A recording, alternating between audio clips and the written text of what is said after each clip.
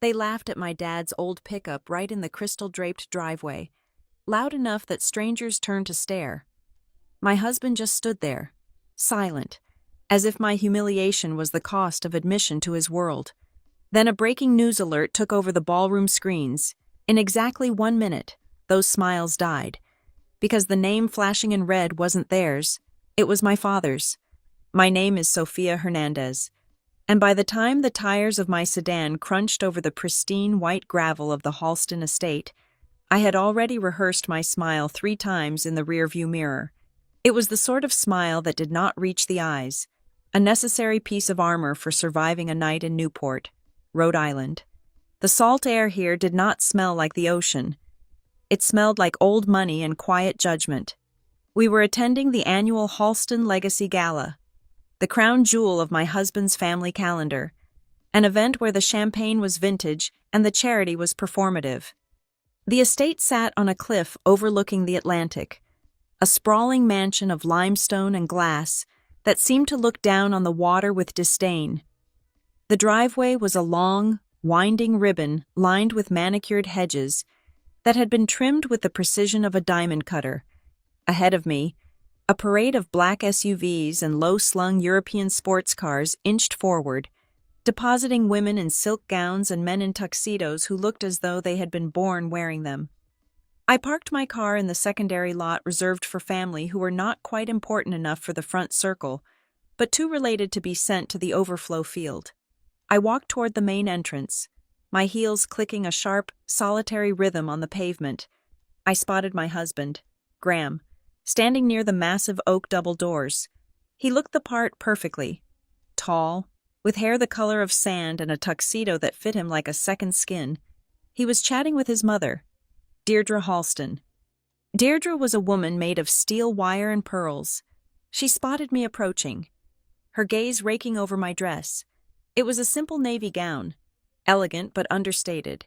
I could see the calculation in her eyes as she estimated the price tag, deducted the lack of designer branding, and then dismissed it with a tight, thin smile. "Sophia," she said, the word sounding more like an exhale than a greeting. "You made it. We were worried you might have gotten lost. The GPS can be so tricky when you get this far from the city." "I know the way, Deirdre," I said, keeping my voice level. "It is good to see you." Graham kissed my cheek, his lips dry and brief. "You look great, Soph, ready for the night." "As I will ever be," I replied. The valet station was a hive of activity. Young men in red vests sprinted back and forth, accepting keys to vehicles that cost more than my childhood home. The air buzzed with the low hum of expensive engines and the chatter of the elite. I stood by Graham, playing the role of the dutiful wife, nodding at uncles I barely knew and cousins who looked through me as if I were made of glass. And then, the sound happened. It was not the purr of a German engine or the silent glide of an electric luxury sedan. It was a cough, a mechanical, guttural hacking sound that echoed off the limestone walls of the mansion. It was followed by a rattle, the sound of loose metal vibrating against loose metal, a rhythmic clanking that grew louder and louder. Every head in the vicinity turned. The conversation in the courtyard died instantly, replaced by a collective, horrified silence. Coming up the long, pristine driveway was a 1999 Ford F-150. It had once been silver, I think, but now the paint was peeling away in large, flaky patches, revealing the dull gray primer underneath. The bumper was slightly askew, held on by what looked like sheer willpower, and the muffler had clearly resigned from its job years ago. It chugged up the incline, heaving and sputtering, a blue cloud of exhaust trailing behind it like a dirty cape. My stomach dropped through the floor. I knew that rattle. I knew that truck. It was my father, Ray Mercer. He pulled the truck right up to the front entrance, directly behind a gleaming black Rolls-Royce. The contrast was so violent it felt almost artistic. The Rolls was silent, sleek, and menacingly perfect. The truck was loud, scarred, and unapologetically tired. I felt Graham stiffen beside me. He took a half step back, as if the proximity to the vehicle might physically contaminate him. I looked at Deirdre. Her face had gone rigid, her eyes wide with a mixture of shock and absolute fury. She looked at the truck the way one might look at a cockroach crawling across a wedding cake. The driver's side door opened with a loud groan of rusted hinges that cut through the silence like a scream. My dad stepped out. He was wearing his best suit. It was a charcoal gray blend he had bought off the rack at a department store 5 years ago. It was clean, pressed, and fit him decently enough, though the cut was boxy compared to the tailored silhouettes around us. His shoes were polished to a high shine, but I could see the creases where the leather had worn down over time. He looked exactly like what he was, a man who worked with his hands, trying his best to show respect to an occasion that had none for him. He shut the door, but it didn't catch the first time. He had to lean his hip into it and give it a firm shove until it clicked. "Sorry about the noise," Dad said cheerfully to the valet who had approached him. The young valet looked terrified, his eyes darting from the truck to the line of waiting guests. "She is a little cranky in the humidity." Deirdre made a sound in her throat, a sharp intake of breath. "Graham," she hissed, barely moving her lips. "Do something." Graham did nothing. He adjusted his cufflinks, his eyes fixed on a point somewhere above the roof of the truck, pretending he was invisible. I stepped forward, my heart hammering against my ribs. "Dad," I said, my voice sounding thin in the open air. He looked up and smiled, his face breaking into crinkles. "Sophia, you look beautiful. Honey." Before I could reach him, a voice boomed out from the group of smokers near the pillars. It was Graham's cousin, a man whose name I always struggled to remember because he changed personalities with every trend. But tonight, he was playing the role of the loud, arrogant protector of the family image. "Hey, buddy," the cousin shouted. He wasn't talking to Dad. He was barking at the head valet. "You are not actually going to park that heap, are you?" The silence stretched, tight as a drum skin. "We have standards here," the cousin continued, walking closer, a glass of scotch in his hand. He gestured grandly at the line of vehicles. "Do not put that thing next to the Bentleys. I do not want it leaking oil on my rims. Park it in the woods or something." The first laugh started somewhere near the back. It was a short, sharp bark of amusement. Then, like a domino effect, it spread. It wasn't a warm laugh. It was the laughter of exclusion. It was the sound of a tribe identifying an intruder and collectively deciding to expel him. My face burned. The heat started at my neck and flooded my cheeks. I felt tears pricking the corners of my eyes. But I locked my jaw, refusing to let them fall. I looked at Graham, begging him with my eyes to say something, to say, "That is my father-in-law. Show some respect." To say, "Shut up," to say anything. Graham looked down at his shoes. He took a sip of his drink. He let the laughter happen. I turned back to my father. I expected to see him crumbling. I expected to see his shoulders slump. His eyes drop to the ground, the shame of the moment crushing him. I was ready to run to him, to grab his arm and drag him away from these wolves, to scream at them all. But Dad wasn't crumbling. He stood by the door of his truck, his hands clasped loosely in front of him. He looked at the cousin, then at the laughing crowd, then at the terrified valet. His expression was not angry, it was not embarrassed, it was incredibly, terrifyingly calm. It was the face of a man who was watching a weather report for a storm he had already prepared for. "It is all right, son," Dad said to the valet, his voice steady and carrying easily over the snickers. "I do not want to trouble you with the gears. She has a tricky clutch. I will park it myself." "Sir, I can," the valet stammered, clearly mortified. "No, really," Dad said kindly. "I do not mind the walk. You take care of these nice folks." Dad got back into the truck. He slammed the door 2 tries this time and put it in gear. The engine roared again, a defiant snarl, and he slowly navigated the truck out of the line, turning toward the far end of the property where the catering staff parked their vans. As he drove off, the laughter swelled again. "Did you see the rust on that thing?" someone whispered loudly. "I thought it was the gardener," another voice chimed in. Imagine arriving in that. I would die. A woman in a red dress giggled, covering her mouth with a hand that sported a diamond the size of a grape. I stood frozen. The shame I felt was a physical weight, heavy and suffocating. But beneath the shame, something else was kindling. It was a cold, hard knot of realization. I looked at my husband, the man who had promised to honor and protect me, standing there polishing off his drink as if his family wasn't currently tearing mine apart for sport. He finally looked at me, offering a weak, apologetic shrug. He should have rented a car. Sophia, he knows how this looks. It is just awkward for everyone. Awkward, I repeated, the word tasting like ash. Right. I watched the silver truck disappear around the bend of the driveway, heading toward the darkness of the service lot. It was a long walk back, at least 10 minutes. Dad would have to walk past the manicured gardens, past the fountains, all alone in the dark. But then I remembered something, just before he got back in the truck, right when the laughter was at its peak. I had seen him do something strange. He had looked at his wrist. He wore an old Timex, a simple thing with a leather strap. He had checked it, not with the anxious glance of someone who is late or nervous, but with the precise, deliberate focus of a conductor waiting for the downbeat. He had checked the time, and then he had looked up at the mansion, at the brightly lit ballroom windows, with a look of absolute neutrality. Why would he check the time he was here? He wasn't going anywhere. Sophia. Graham touched my elbow. Come on, let's go inside. People are staring. Let them stare, I whispered, pulling my arm away. Don't be dramatic, Graham sighed, his voice dropping to that patronizing tone he used when I was being emotional.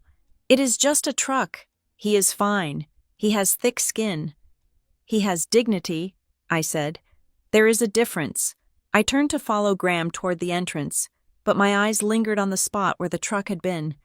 The smell of exhaust still hung faintly in the air, mixing with the heavy perfume of the woman in front of me.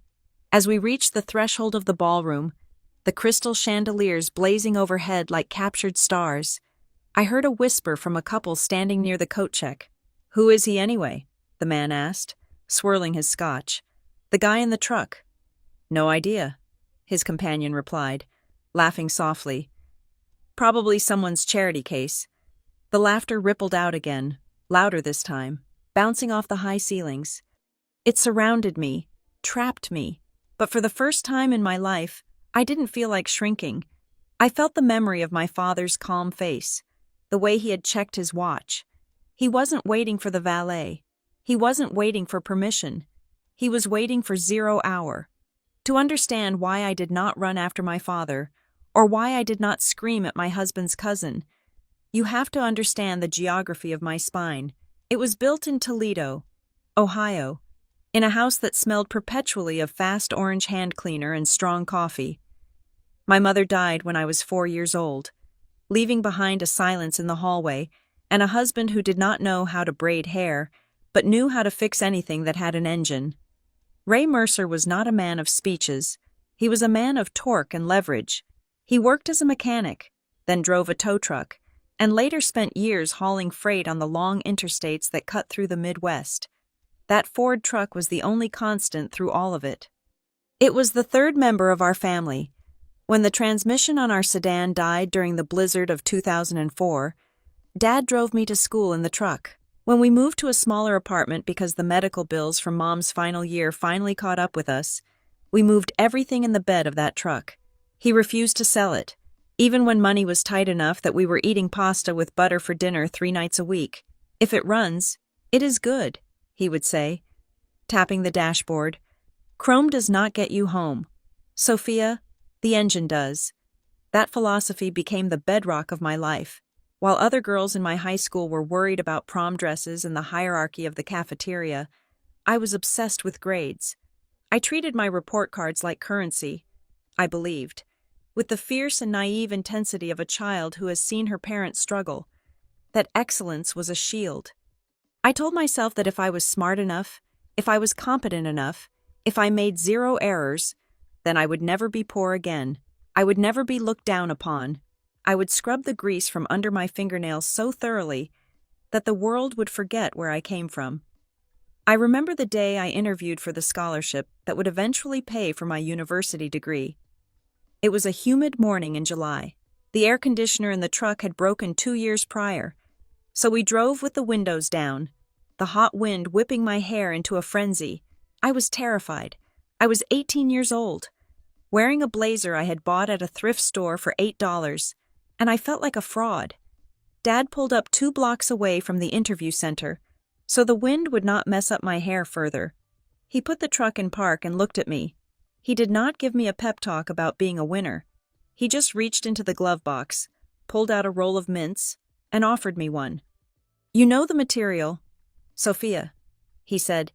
"Just tell them the truth. The truth holds up better than anything else. I got the scholarship, I got the degree, and then I landed the job at Marrowline Risk and Compliance. It was the perfect environment for someone like me. Marrowline was a fortress of data. In my department, we analyzed corporate adherence to federal regulations. We looked for the cracks in the armor of massive companies. There was no room for ambiguity there. A number was either correct, or it was not. A compliance report was either filed on time, or it was late. I loved the binary nature of it. It felt safe. It felt fair. In my world, you could not charm your way out of a tax violation. You could not smile your way through a failed safety audit. The evidence was king. Then I met Graham. We met at a risk management seminar in Chicago. He was not a speaker. He was an attendee, representing the Halston Family Trust. He was everything my world back in Toledo was not. He was polished, effortless, and spoke in a low, confident baritone that made you feel as if you were the only person in the room who understood the punchline. He did not have grease under his nails. He had manicures. He did not worry about the price of gas. He worried about asset allocation and vintage wine futures. I fell for him because he made me feel like I had finally arrived. He was the finish line I had been running toward since I was a little girl doing homework at the kitchen table while my dad washed his work uniform in the sink. Graham treated me like I was precious. He listened to me talk about regulatory frameworks with a look of intense fascination. He opened doors. He pulled out chairs. He made me feel elegant. 6 months into dating, I took him home to meet Dad. I was nervous. I knew the contrast would be jarring. We pulled up to the small bungalow in Toledo in Graham's rented luxury sedan. The grass was a little long because Dad had been working double shifts. The truck was parked in the driveway, looking like a prehistoric beast next to the sleek rental. Inside, the house was clean but cluttered with the debris of a working life: manuals, tools, bills. Dad had put on a button-down shirt, but he had not tucked it in. He shook Graham's hand with a grip that I saw Graham wince at slightly. They sat in the living room, on the couch with the sagging middle. I went to the kitchen to get drinks, but I lingered by the door, listening. I wanted to hear them bond. I wanted the two halves of my life to mesh. "So, Graham," Dad said. His voice was not hostile, but it was devoid of the social lubrication that Graham was used to. "What do you do for a living?" "I manage my family's philanthropic endeavors and investment strategies," Graham said, his voice smooth. "We try to make sure the legacy does some good in the world." Dad nodded, absorbing this. He did not seem impressed, nor did he seem dismissive.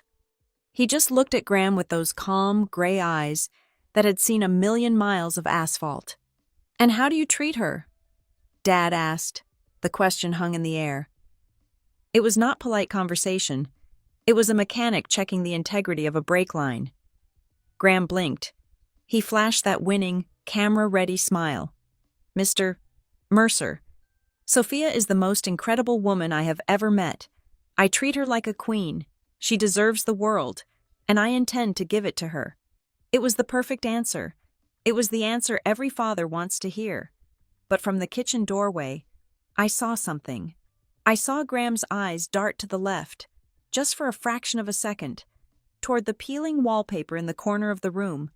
It was a microscopic flinch, a moment of assessment, a moment of judgment. At the time, I told myself I was imagining things. I told myself he was just nervous. But looking back, I realized that was the moment the dynamic was set. Graham was performing. He was saying the lines that the script required. Dad did not smile back. He just held Graham's gaze for a long, uncomfortable moment. Then he nodded once. "All right," he said. "That is good to know." He never told me what he really thought of Graham. He just told me, "If you are happy." "Sophia." "Then I am good." After the wedding, things changed. It was subtle at first, like the slow erosion of a coastline. I moved into the Halston sphere, and I began to realize that my role was not that of a partner, but that of a project. The Halstons did not hate me. Hate would have been honest. Hate would have implied I was a threat. Instead, they treated me with a benign, suffocating condescension. I was the exotic bird they had captured and brought into the aviary. They loved my story. They loved telling their friends that Graham had married a self-made woman. It made them look modern. It made them look open-minded. But they wanted to edit me. It started with the clothes. Deirdre would send over gift boxes with dresses that were more appropriate for the season. Then it was the speech. Graham would gently correct my pronunciation or suggest that I not use certain idioms that sounded too Midwestern. "You are so smart." "Soph," he would say, kissing my forehead. "You just need to learn the language of this circle. It helps you navigate." I told myself he was helping. I told myself this was part of the deal. I had wanted to escape the struggle of Toledo, and this was the price of admission. I was a risk analyst. I understood trade-offs. You give up a little autonomy to gain a lot of security. But the truck was the line they kept crossing. Whenever Dad came to visit us in the city, or whenever we had a family gathering where he was obligated to appear, the truck became the focal point of their disdain. It was not just an old vehicle to them. It was a physical manifestation of everything they were trying to breed out of me. It was loud. It was dirty. It was unapologetic. At the Easter brunch last year, Deirdre had asked, loudly enough for the entire table to hear, if Ray needed a loan to buy something reliable. She used the word reliable as if the truck had ever failed him, as if it wasn't the most reliable thing in my life. Graham had laughed. He had laughed and said, "Oh, you know Ray. He loves that vintage aesthetic." He called it an aesthetic. He reduced my father's economic reality, my father's loyalty to a machine that had carried us through poverty, to a fashion choice. That was when the crack in the foundation appeared for me. I looked at my husband, the man who had promised to give me the world, and I realized he did not see me. He saw a version of me that he had created, a version that had sprung fully formed from university, with no history, no baggage, and certainly no father driving a rusted Ford. And tonight, standing in the driveway of the gala, watching the taillights of that truck fade into the dark, the crack split wide open. They thought the truck was a joke. They thought my father was a prop in their comedy of manners. But as I walked into the ballroom, feeling the cold air of the air conditioning hit my face, I thought about the files on my encrypted laptop back at the apartment. I thought about the anomalies I had found in the Halston Harbor Foundation's ledger. I thought about the shell companies that led to nowhere. I was a risk analyst. My job was to look at a pristine surface and find the rot underneath. The Halstons had spent 3 years trying to polish me, trying to make me fit their image. They had forgotten one thing. I was Ray Mercer's daughter. I knew how to strip an engine. I knew how to look at a shiny, expensive machine and tell you exactly why it was about to break down. And I knew that the man driving that truck away was not retreating. He was positioning. I took a glass of champagne from a passing tray.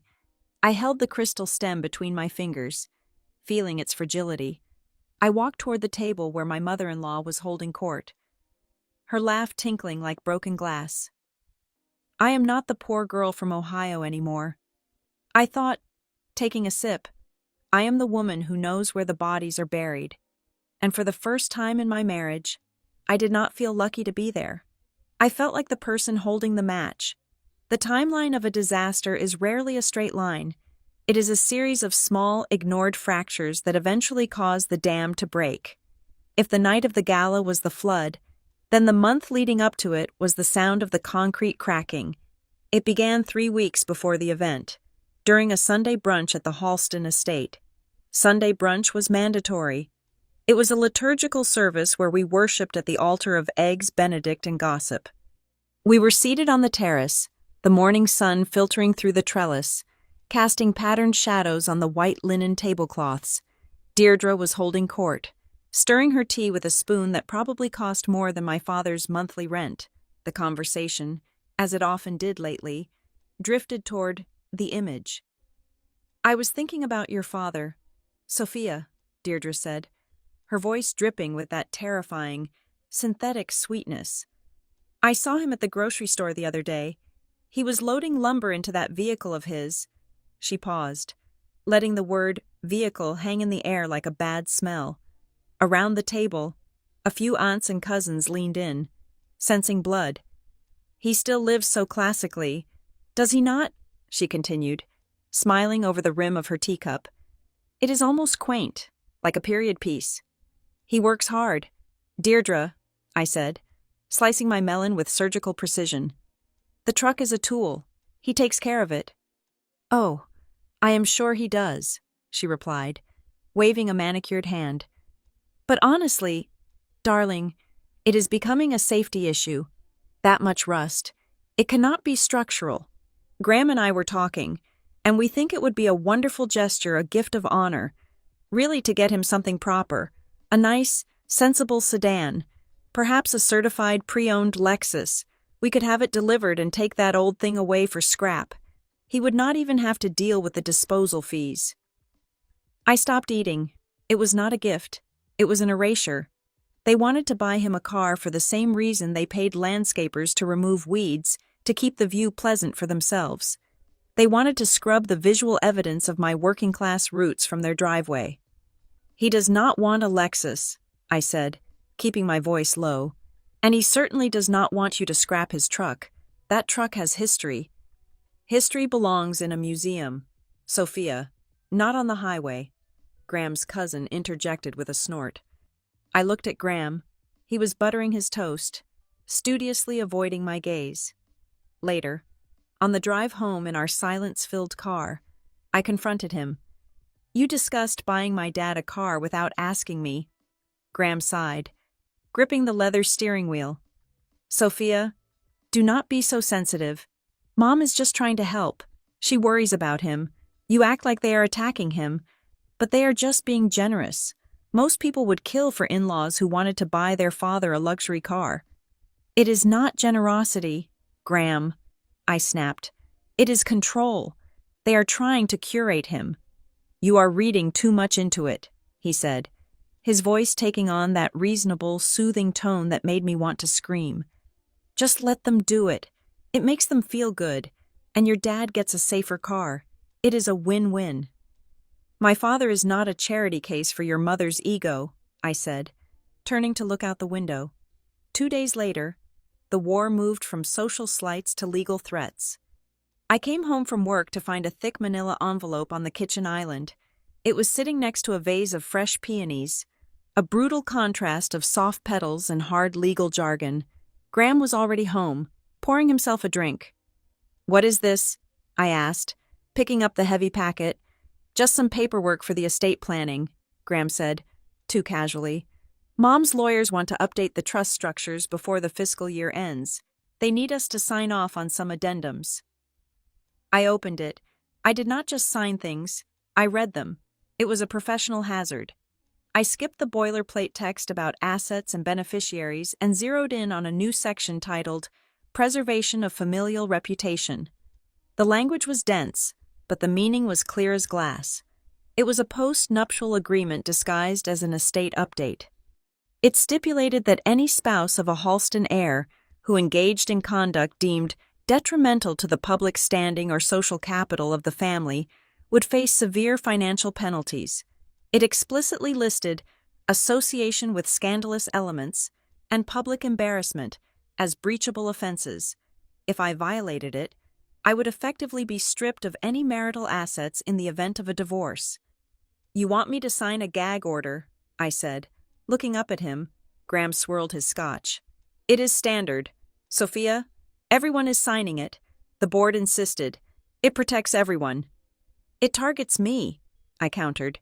"Who defines scandalous elements? Your mother does my father's truck count as a scandalous element, does my background count? Graham's face changed. The boyish charm evaporated, replaced by a cold, flat look I had rarely seen. You are being paranoid. This is how families like ours survive. Sophia, we protect the name. If you have no intention of embarrassing us, you have nothing to worry about. Unless you are planning something. I am planning on having a marriage, not a business arrangement, I said, tossing the packet back onto the counter. I am not signing it. Take a few days, he said, his voice soft again, but the threat was audible underneath. Think about what is best for us. I left the room, my heart pounding. I needed somewhere where the rules were clear. I needed work, at Maroline Risk and Compliance. Emotions did not matter, only data did. The next morning, I buried myself in my dual monitor setup, craving the clean, binary logic of numbers. My queue was full of standard audits, but one file flagged by the automated system caught my eye. It was a priority review for a nonprofit sector client, the Halston Harbor Foundation. My stomach turned over. Usually, conflict of interest protocols would filter this away from me, but the system had routed it to my desk because the foundation was technically a subsidiary of a holding company with a different name. The algorithm did not know I was a Halston by marriage. I had kept my maiden name professionally. I should have recused myself immediately. I should have flagged it and sent it to a manager. I didn't. I opened the file. On the surface, it looked immaculate. The Halston Harbor Foundation was dedicated to marine conservation and coastal community development. There were glossy PDFs of galas, photos of Graham shaking hands with mayors, and brochures about saving wetlands. But I was not looking at the brochures. I was looking at the ledger. There was a pattern in the disbursements that made the hair on the back of my neck stand up. A series of transfers, all just under $10,000. The threshold for automatic federal reporting went out every Friday to 3 specific vendors: Coastal Solutions LLC, Blue Horizon Consulting, and Newport Aggregate Supply. I ran a quick background check on the vendors. It took me 5 minutes to find what the glossy brochures were hiding. Coastal Solutions LLC had no website, no physical office, and a registered agent address that belonged to a UPS store in a strip mall in Delaware. Blue Horizon Consulting shared a phone number with a defunct dry cleaning business. These were not vendors. They were buckets. The foundation was bleeding money, hundreds of thousands of dollars, into empty shells. And the timing of the transfers correlated perfectly with the approval dates for major waterfront zoning permits in the district. Hey, Hernandez, I jumped. Marcus, a senior analyst who had been at Maroline for 20 years, was leaning against my cubicle wall. He was holding a lukewarm coffee and looking at my screen. He wasn't looking at the data. He was looking at the header. You might want to close that one, he said, his voice low. I know what you are doing, Marcus interrupted, his eyes tired. You are looking for the math to make sense. But listen to me. That family, the Halstons, they are not just clients. They are institutions. We have had analysts try to pull threads on their network before. Those analysts do not work here anymore. They do not work anywhere in the industry. He took a sip of his coffee. If you want to make partner, or if you just want to keep paying your mortgage, do not touch the Halstons. Let the algorithm approve it. Move on. He walked away, leaving a trail of cheap cologne and dread. I sat there for a long time. My hand hovered over the approve button. It would be so easy. I could click it, go home, sign the postnup, and let Graham buy my dad a Lexus. I could be the good wife. I could be safe. Then I thought about the way Graham had looked at me when he handed me the legal packet. I thought about Deirdre laughing at my father's vehicle. They didn't just want me to comply. They wanted me to be complicit. I did not click approve. Instead, I plugged in a secure, external hard drive. I began to download. I pulled the raw ledgers, the vendor invoices, and the email chains that had been carelessly attached as supporting documentation. I cross-referenced the dates with public records of city council votes. It was a bribery scheme, clear as day, laundered through charity to look like philanthropy. I worked through lunch, I worked until my eyes burned. By 4 o'clock, I had a digital smoking gun. My phone buzzed on the desk, vibrating against the hard surface. It was a text message from Deirdre. Dinner tomorrow night at the main house. 7 o'clock sharp. Please bring your father. We insist on having a family conversation before the gala weekend. I stared at the screen. A family conversation. That was code for an ambush. A second text bubbled up immediately after. And Sophia. Please ensure he dresses appropriately. We are having the senator over as well. Do not let him confuse the context. I looked at the hard drive in my hand, then back at the phone. The fear was still there, cold and heavy in my stomach, but something else was rising to meet it, a sharp, metallic anger. Confuse the context, I whispered to the empty office. I put the hard drive in my purse. I typed a reply. We will be there. I did not tell her that the context was about to change. I did not tell her that I was bringing more than just my father to dinner. I was bringing the truth, and for the first time, I realized that my father's old truck and my encrypted hard drive were the exact same thing, heavy, unglamorous machines designed to haul the things that actually mattered. I logged off, grabbed my coat, and walked out of Marrowline. I had 24 hours to prepare my father for the lion's den, but deep down, I had a strange feeling that the lions were the ones who should be worried. The dining room at the Halston estate was designed to make you feel small. The ceiling vaulted 20 feet overhead, painted with frescoes of cherubs that looked like they were judging your table manners. The table itself was a slab of mahogany so long that passing the salt required a relay team. It was set for 12 people, with the senator, a man with teeth so white they looked radioactive, seated at the head, and Deirdre at the foot. They had placed my father, Ray, in the middle of the exile zone. He was seated between a potted fiddle-leaf fig and Graham's second cousin, a woman who had spent the last 10 minutes scrolling through her phone under the table. They had placed him as far away from the power center of the conversation as physically possible, without setting him a table in the hallway. It was a seating chart drawn with the precision of a military blockade.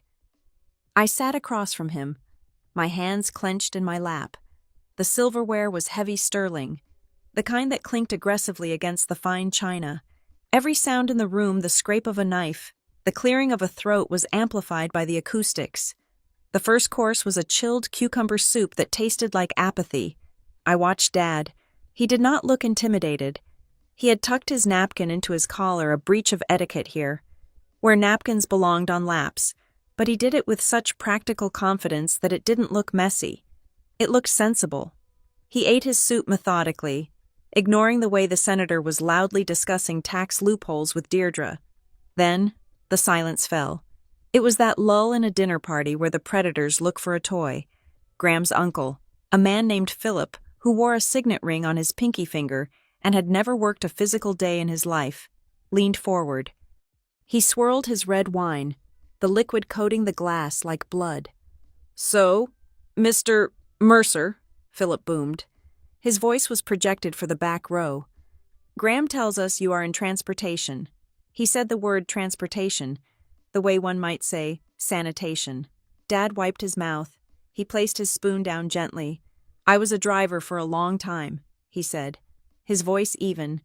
"Before that, I fixed what other people broke." "Ah, a mechanic," Philip said, looking around the table to ensure everyone was appreciating his wit. "And are you still turning wrenches, or has the economy forced you into early retirement?" It was a trap. If Dad said he was retired, he looked useless. If he said he was working, he looked like a laborer. "I keep busy," Dad said. He did not elaborate. He did not offer details about his pension or his daily routine. He just gave a non-answer that was so polite, so completely devoid of defensiveness, that it gave Philip nothing to grab onto. Philip frowned. He wanted a reaction. He wanted Dad to stammer about how hard it is to find work, or to brag about a small victory so Philip could crush it. "Well," Philip pressed, "it must be hard. The world is moving to electrics, software. I imagine the old grease and gears approach is becoming obsolete. Do you find yourself struggling to keep up with the modern world?" "Ray," I felt the heat rise in my chest. Dad actually, I find, Dad interrupted me, his voice soft but cutting through the room, that the basic principles do not change. Philip, an engine still needs to breathe. A system still fails if you do not maintain the core, whether it is a computer or a carburetor. If you ignore the small noises, the whole thing blows up eventually. He took a sip of water. I am good at hearing the small noises. The table went quiet. It wasn't the answer of a simpleton. It was philosophical, almost threatening in its clarity. Philip blinked, unsure if he had just been insulted. Graham, who had been silent, finally spoke up, but not to help. "That is very poetic, Ray," Graham said with a tight laugh. "But I think Philip was asking about your employment status, not your philosophy." I turned to my husband. "Graham." "What?" Graham smiled at me. That same camera-ready smile I used to love. "We are just talking. Do not be so guarded. Sophia, let them have a conversation. Your dad can speak for himself." "He is speaking for himself," I said. "You are just not listening." Deirdre tapped her glass with a spoon. The sharp ting-ting-ting cut the tension like a razor. "Let us not argue over employment," she said breezily. "We are all family here. Speaking of which, Ray, we are so looking forward to the gala. It is going to be a marvelous night for the foundation." "I am sure it will be," Dad said. "We did want to ask," Deirdre continued, buttering a roll with unnecessary violence, "about your arrival. We have arranged for a car service for the guests who are coming from out of town. We would be happy to add you to the list. It would be much more comfortable than your current situation." "My truck runs fine, Mrs. Halston," Dad said. "Oh, I know it runs," Deirdre said, offering a smile that showed too many teeth. "But we have to think about the logistics. The valet area is tight, and frankly, we want to ensure there are no leaks or breakdowns. We want to ensure that nothing distracts from the elegance of the evening. That truck is quite loud. Ray, it might alarm the donors." It was a direct order masked as a concern. "Hide your poverty. It smells." I looked at Graham again. I needed him to be the man he pretended to be when we were alone. I needed him to say, "Mom, stop it. The truck is fine." Graham looked at me. For a second, I saw him struggle. I saw the conflict between his love for me and his addiction to their approval. Then, he looked away. He picked up his wine glass and examined the vintage. "Mom has a point. Soph," he said to the tablecloth, "it is a black tie event. The truck is a lot. Maybe the car service is better." The betrayal hit me harder than the insults I expected, but Graham's silence, his active participation in the shaming that broke something permanent in my chest. He wasn't neutral. He wasn't a peacekeeper. He was a collaborator. "I will park it in the back," Dad said. He didn't look at Graham. He looked at me. "I do not mind walking." The rest of the dinner was a blur of clinking silver and meaningless chatter about yachting seasons and tax shelters. I ate nothing. The food tasted like ash. After coffee was served, the men retreated to the library for cigars, a ritual Dad was excluded from. Naturally, and Deirdre took the senator to the garden. I excused myself. Claiming a headache, I went upstairs to the guest suite Graham and I used when we stayed over. I needed to wash my face. I needed to breathe. My phone was dead, so I went to Graham's side of the vanity to find a charger. His tablet was sitting there, the screen glowing faintly. He had left his email open. I shouldn't have looked. But after the dinner table, the concept of privacy felt like a joke they had already violated. The top email was time-stamped 20 minutes ago, sent during dessert, to J. Reynolds, Halston Family Legal Counsel, from Graham Halston. Subject R.E. Post-nuptial addendum. Just push it through. Jim, she is being difficult about the signature, but I will handle it this weekend. Once the gala is over, she will sign. She is emotional right now, but she knows she has nowhere else to go. Make sure the clause about reputational damage is ironclad. If her father pulls a stunt in that truck, I want to make sure she knows the cost. We need to lock this down. I stared at the words. Nowhere else to go. He didn't just want to protect his money. He thought he owned me. He thought my resistance was just a temper tantrum that he could handle. He thought I was trapped. I put the tablet down. My hands were shaking, not from fear, but from a cold, crystalline rage. I had spent 3 years trying to prove I was worthy of this family. I had audited their books, learned their etiquette, worn their clothes, and all along, to them, I was just an asset to be managed, a risk to be mitigated. I walked out of the room.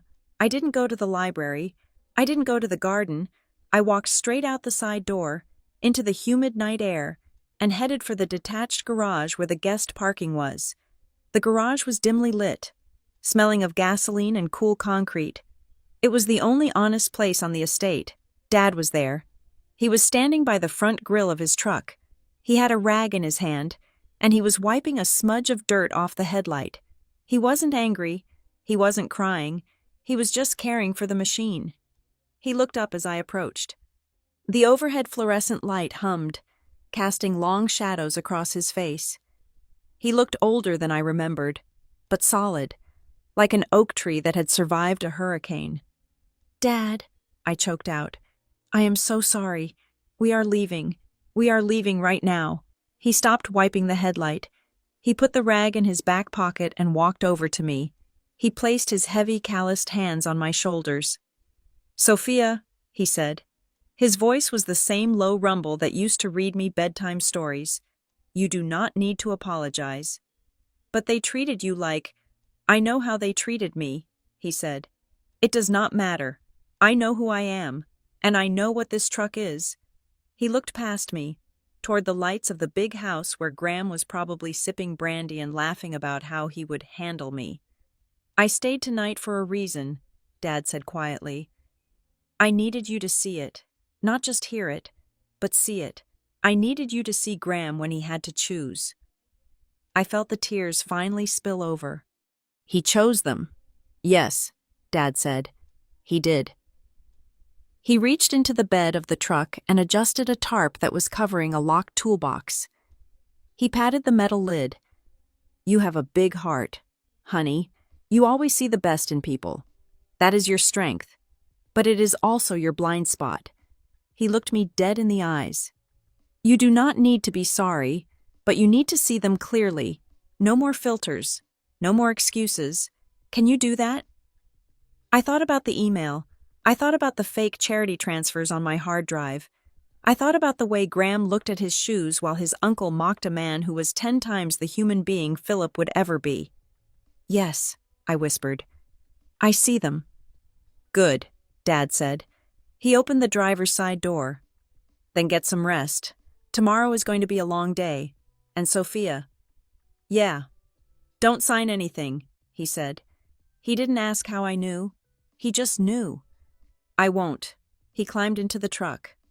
The engine turned over with that familiar raspy cough, a sound that used to embarrass me, but now sounded like a battle cry, as he backed out, leaving me alone in the garage. I realized he was right. I wasn't trapped. Graham was wrong. I had somewhere to go. I was going to war. I did not sleep that night. Sleep is for people who have a future they can predict, and my future had just evaporated. I packed my life into 2 suitcases in exactly 18 minutes. I took the practical things: my work suits, my laptop, my birth certificate, and the small jewelry box that contained my mother's earrings.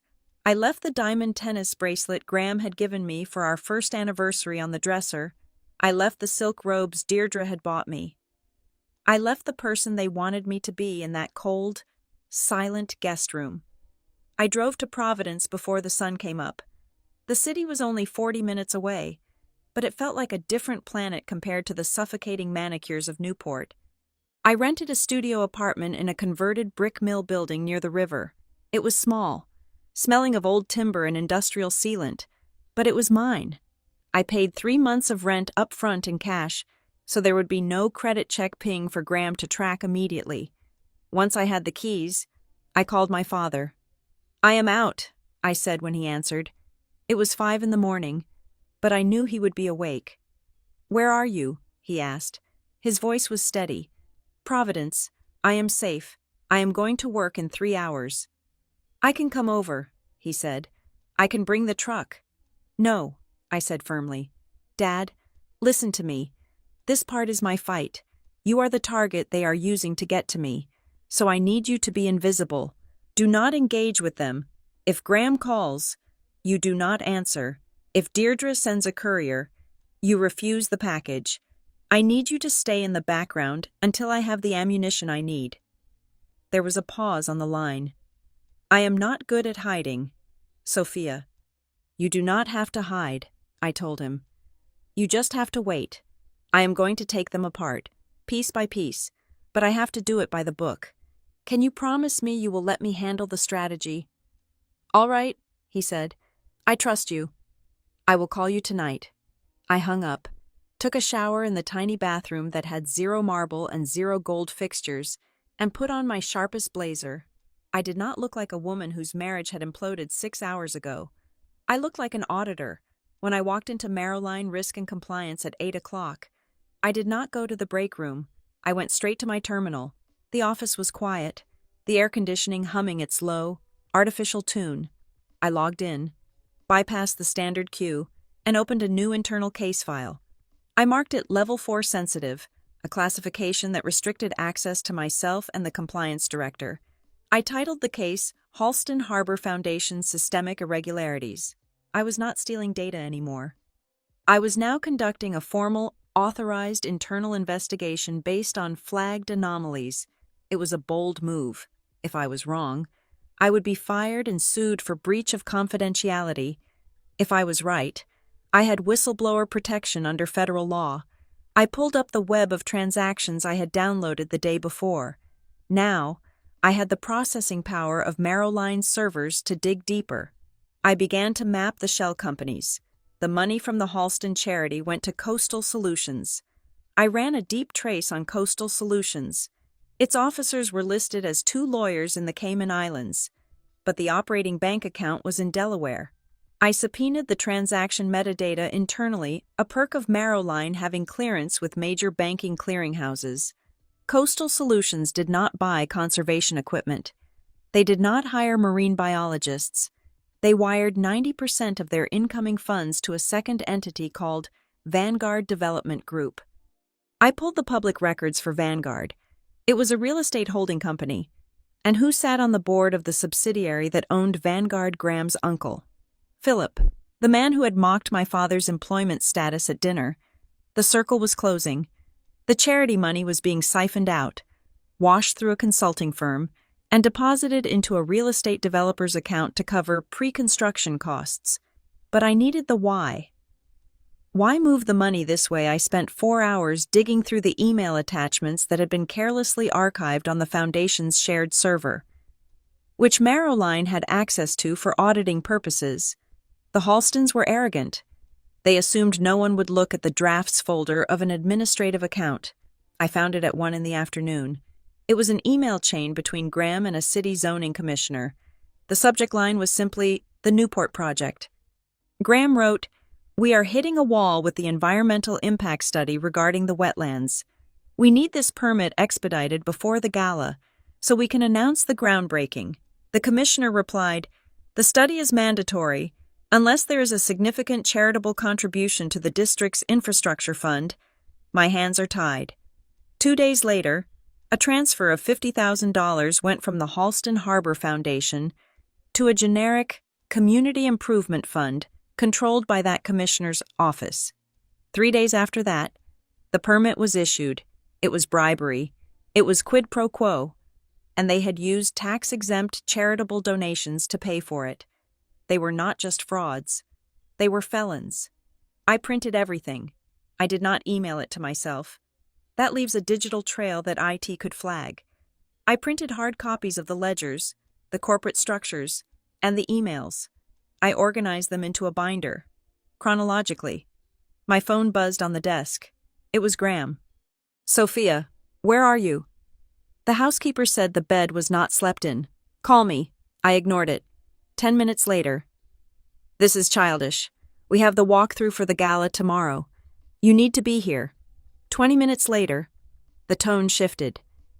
"You are embarrassing the family. Sophia, if you are trying to make a statement, You are only hurting yourself. Mom is asking questions. Come home and we can talk about the contract. He was still calling it a contract, not a marriage. I turned my phone face down. I left the office at 3 o'clock for a client meeting. The meeting was with Nora Kinsley. I had found Nora through a law school friend who whispered her name like a secret weapon. Her office was not in a glass tower. It was in a brownstone in downtown Providence, above a bakery. The office was messy, piled high with case files. But Nora herself was razor sharp. She was a woman in her 50s with short gray hair and glasses that hung on a chain around her neck. She looked like a librarian who knew how to dispose of a body. I sat down and placed the binder on her desk. My husband's family is trying to force me to sign a post-nuptial agreement that penalizes me for damaging their reputation. I said, I am not going to sign it. I am going to divorce him, and I need to know how to use this without going to jail. Nora opened the binder. She flipped through the pages in silence. She stopped at the email about the zoning permit. She adjusted her glasses. You are a compliance officer, she asked, not looking up. Yes. Did you obtain this legally? I obtained it through authorized internal channels at my firm, triggered by an algorithmic flag. I am the lead investigator on the file. Nora looked up. A slow, wolfish smile spread across her face. Smart. You made it a work product. That means if they fire you for finding it, it is retaliation. She closed the binder and placed her hand on it. Okay, here's the situation. This isn't just a divorce case anymore. Sophia, this is a federal leverage play. If we file for divorce now and cite irreconcilable differences, they will bury you in paperwork and drain your bank account. They will use that reputation clause to freeze your assets before you even get to court. So what do? I asked. We wait, Nora said. We let them think you are scared. We let them think you are running away. You said there is a gala. Tomorrow night, it is their biggest event of the year. Perfect, Nora said. Go to the gala. I blinked. What? If you don't go, you look guilty. You look like the hysterical wife who ran off. You go, you smile, you play the part, and while you are there, I will be filing a sealed qui tam lawsuit under the False Claims Act. We are going to turn this evidence over to the Department of Justice tomorrow morning. By the time the appetizers are served, the Halstons won't be fighting you. They will be fighting the United States Attorney. She leaned forward. But you have to hold it together. Can you walk into that room and look Graham Halston in the eye without spitting on him? I thought about the way Graham had looked at his uncle while he mocked my father. I thought about the text messages on my phone. I can do it, I said. Good, Nora said. I will draft the preservation letters. We will lock down your digital footprint. Do not text him back. Do not email him. If you speak to him, keep it verbal, no records. I left Nora's office feeling lighter, but also colder. The plan was in motion. I wasn't just leaving a marriage. I was detonating a monument. I went back to my new apartment. The sun was setting, casting long orange shadows across the bare floorboards. I sat on the floor and ate a sandwich I had bought at a deli. There was a knock on the door. I froze. No one knew I was here except Dad. I walked to the door and looked through the peephole. It was him. I opened the door. Ray Mercer stood there, wearing his work jacket. He held a brown paper bag in one hand and a manila envelope in the other. I brought you some dinner, he said, holding up the bag. And I brought you this. He walked in, looking around the small, empty space. He didn't comment on the lack of furniture. He just nodded, as if assessing the structural integrity of the room. I told you not to come, I said, taking the bag. Graham might be watching you. Graham is not watching me, Dad said. He is too busy trying to spin the narrative to his mother. I drove the long way. I switched vehicles twice. I stopped unpacking the food. You switched vehicles? Dad sat down on one of my suitcases. He looked tired. The lines around his eyes were deeper than I remembered. He handed me the manila envelope. You are going to war, Sophia, he said. I can see it in your face. You have that look your mother used to get when she was negotiating a hospital bill. I have evidence, Dad, I said. Real evidence. They are criminals. I know, he said simply. You know. I have known for a long time that the numbers at the harbor did not add up, he said. But I could never get close enough to prove it. I was just the guy in the truck. He gestured to the envelope. Open it. I opened the metal clasp. Inside was a small, leather wallet. The leather was worn smooth, almost black with age. I opened it. On one side was a photo of me when I was 5 years old. On the other side was a badge. It was silver, heavy, and scratched from years of use. It wasn't a mechanic's union card. It wasn't a driver's license. It was a federal badge, Department of the Treasury, Financial Crimes Enforcement Network. Underneath it was an ID card. Raymond Mercer, Special Agent, status retired. My mouth fell open.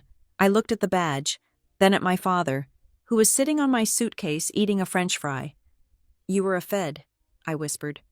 But the tow truck, the long-haul driving, the shop?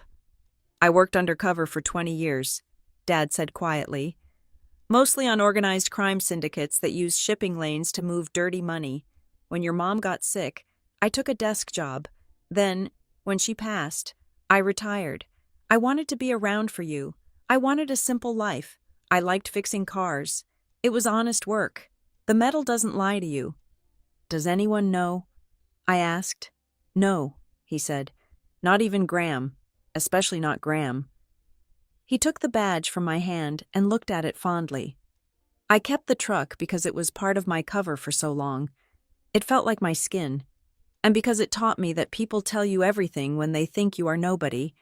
They mocked me at that dinner table. Sophia. But they also spoke freely in front of me. They thought I was furniture. He put the badge back in his pocket. I am telling you this because I want you to know you are not the only one with a strategy. You are building a case from the inside. I have made a few calls to some old friends in the Bureau. We are going to coordinate. You called the FBI. I called the people who tell the FBI where to look, he said. Tomorrow night at the gala. You do your part. You be the face. I will be the backup. I looked at him, really looked at him for the first time in years. I saw the posture, the way he scanned the room, the calmness that I had mistaken for passivity. It wasn't passivity, it was discipline. Why didn't you tell me? I asked. Because I wanted you to build your own life, he said. I wanted you to succeed because you were smart, not because you were a spook's daughter. And you did. You found the fraud at Halston Harbor without any help. I am proud of you. My phone buzzed again. Another text from Graham. This is your last chance. Sophia. Mom is furious. Come home. I looked at the text, then at my father, the mechanic, the agent, the man who had driven a rusted truck into a nest of vipers to protect me. I am not going home, I said to Dad. I am going to finish this. Good, Dad said, standing up. Then eat your sandwich.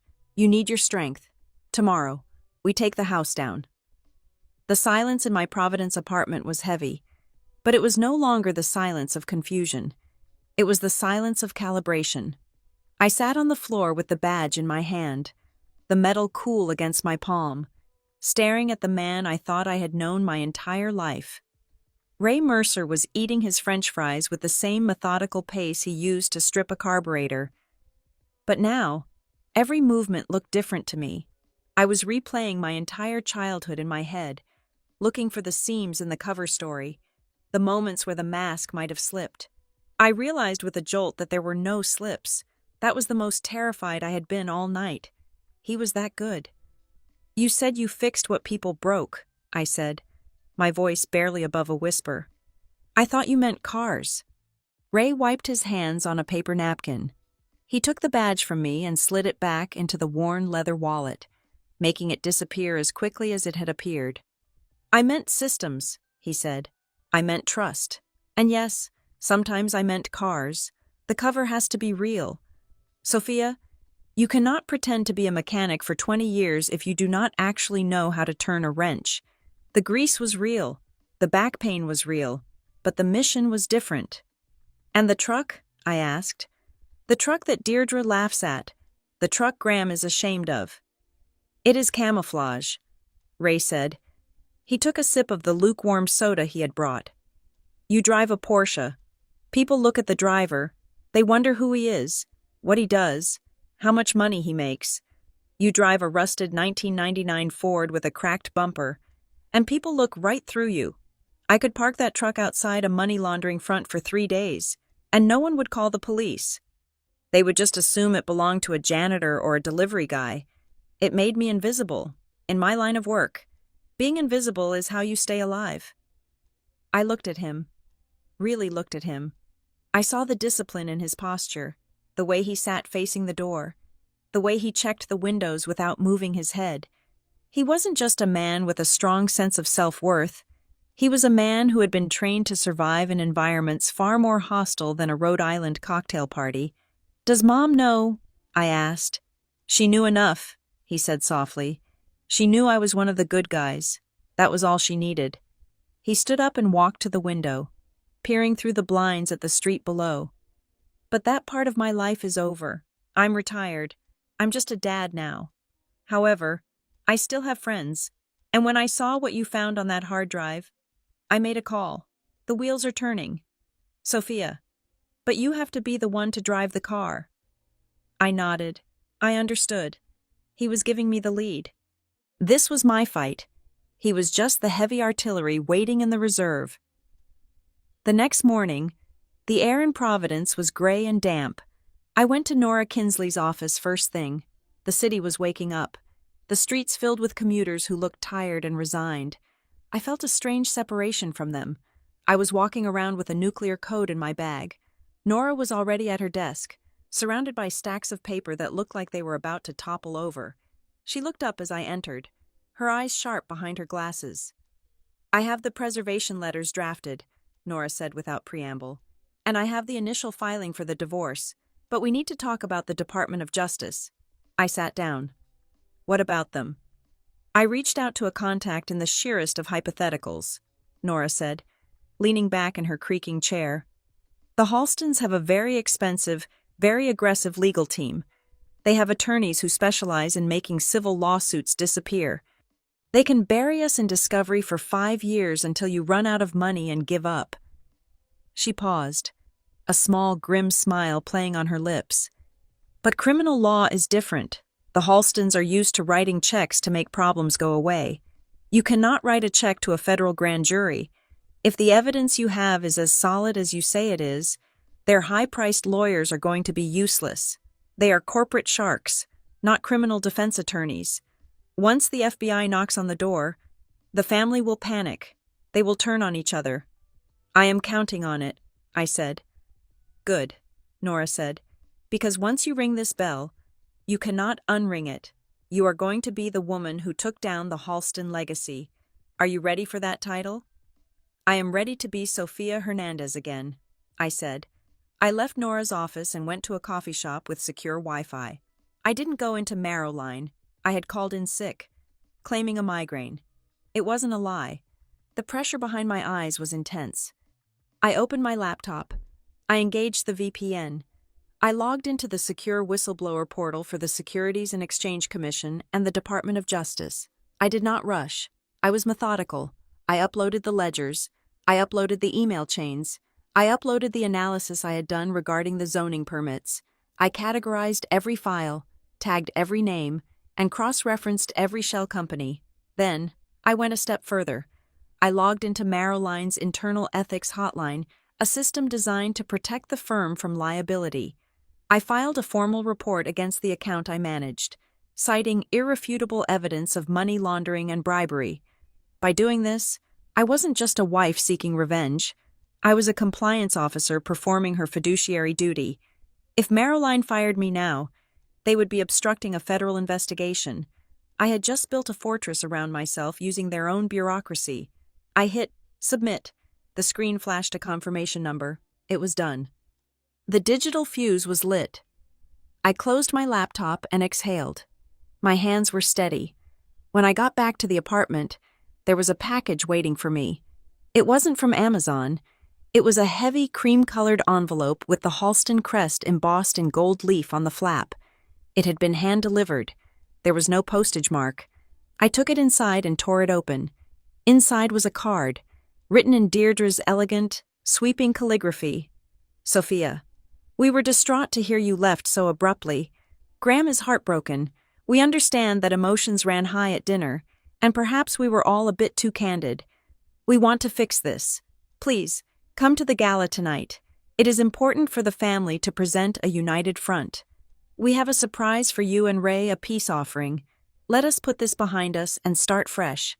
Please do not let pride ruin a beautiful future. Love, Deirdre. I read it twice. It was a masterpiece of manipulation. Candid, peace offering, united front. They didn't want peace. They wanted compliance.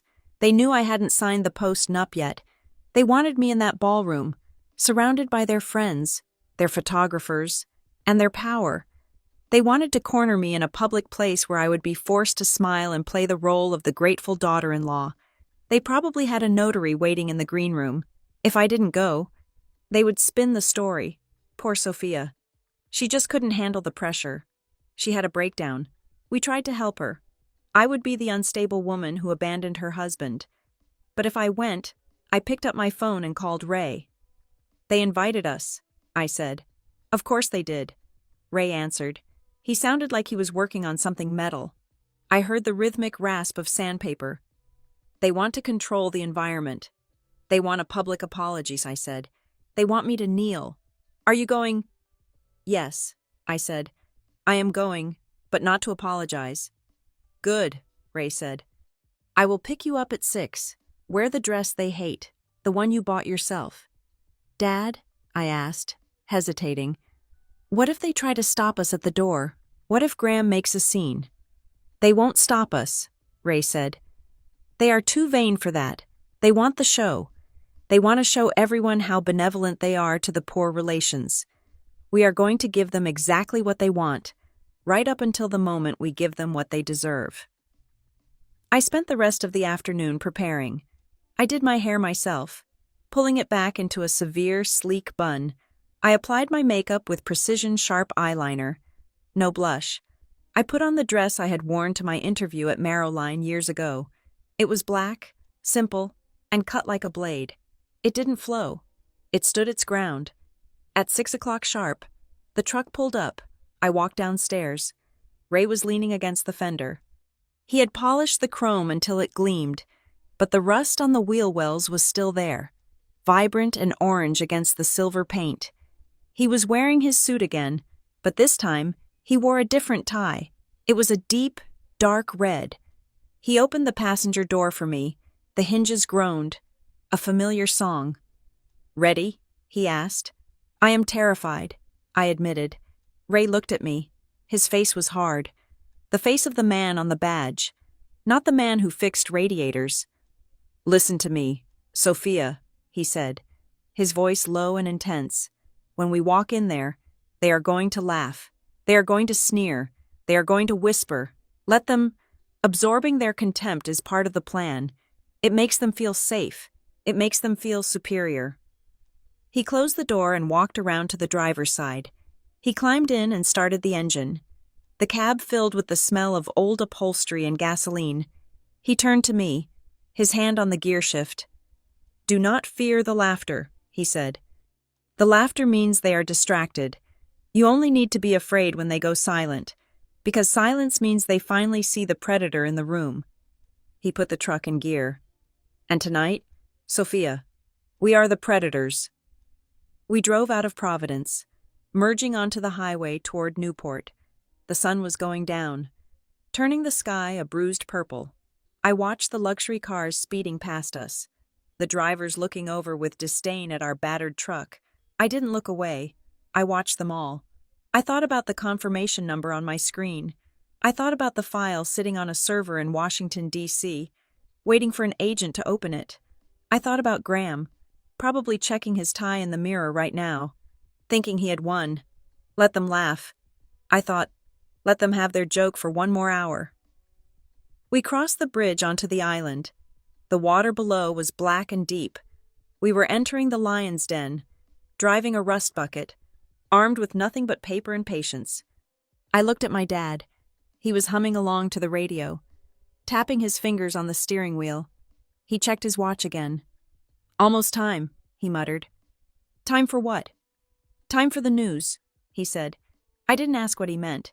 I just settled back into the seat, feeling the vibration of the engine in my bones. We turned onto the long driveway of the Halston estate. The lights of the mansion were blazing ahead, a castle built on sand. I took a deep breath. The performance was about to begin. I walked into the Halston Legacy Gala with my head high and my spine straight.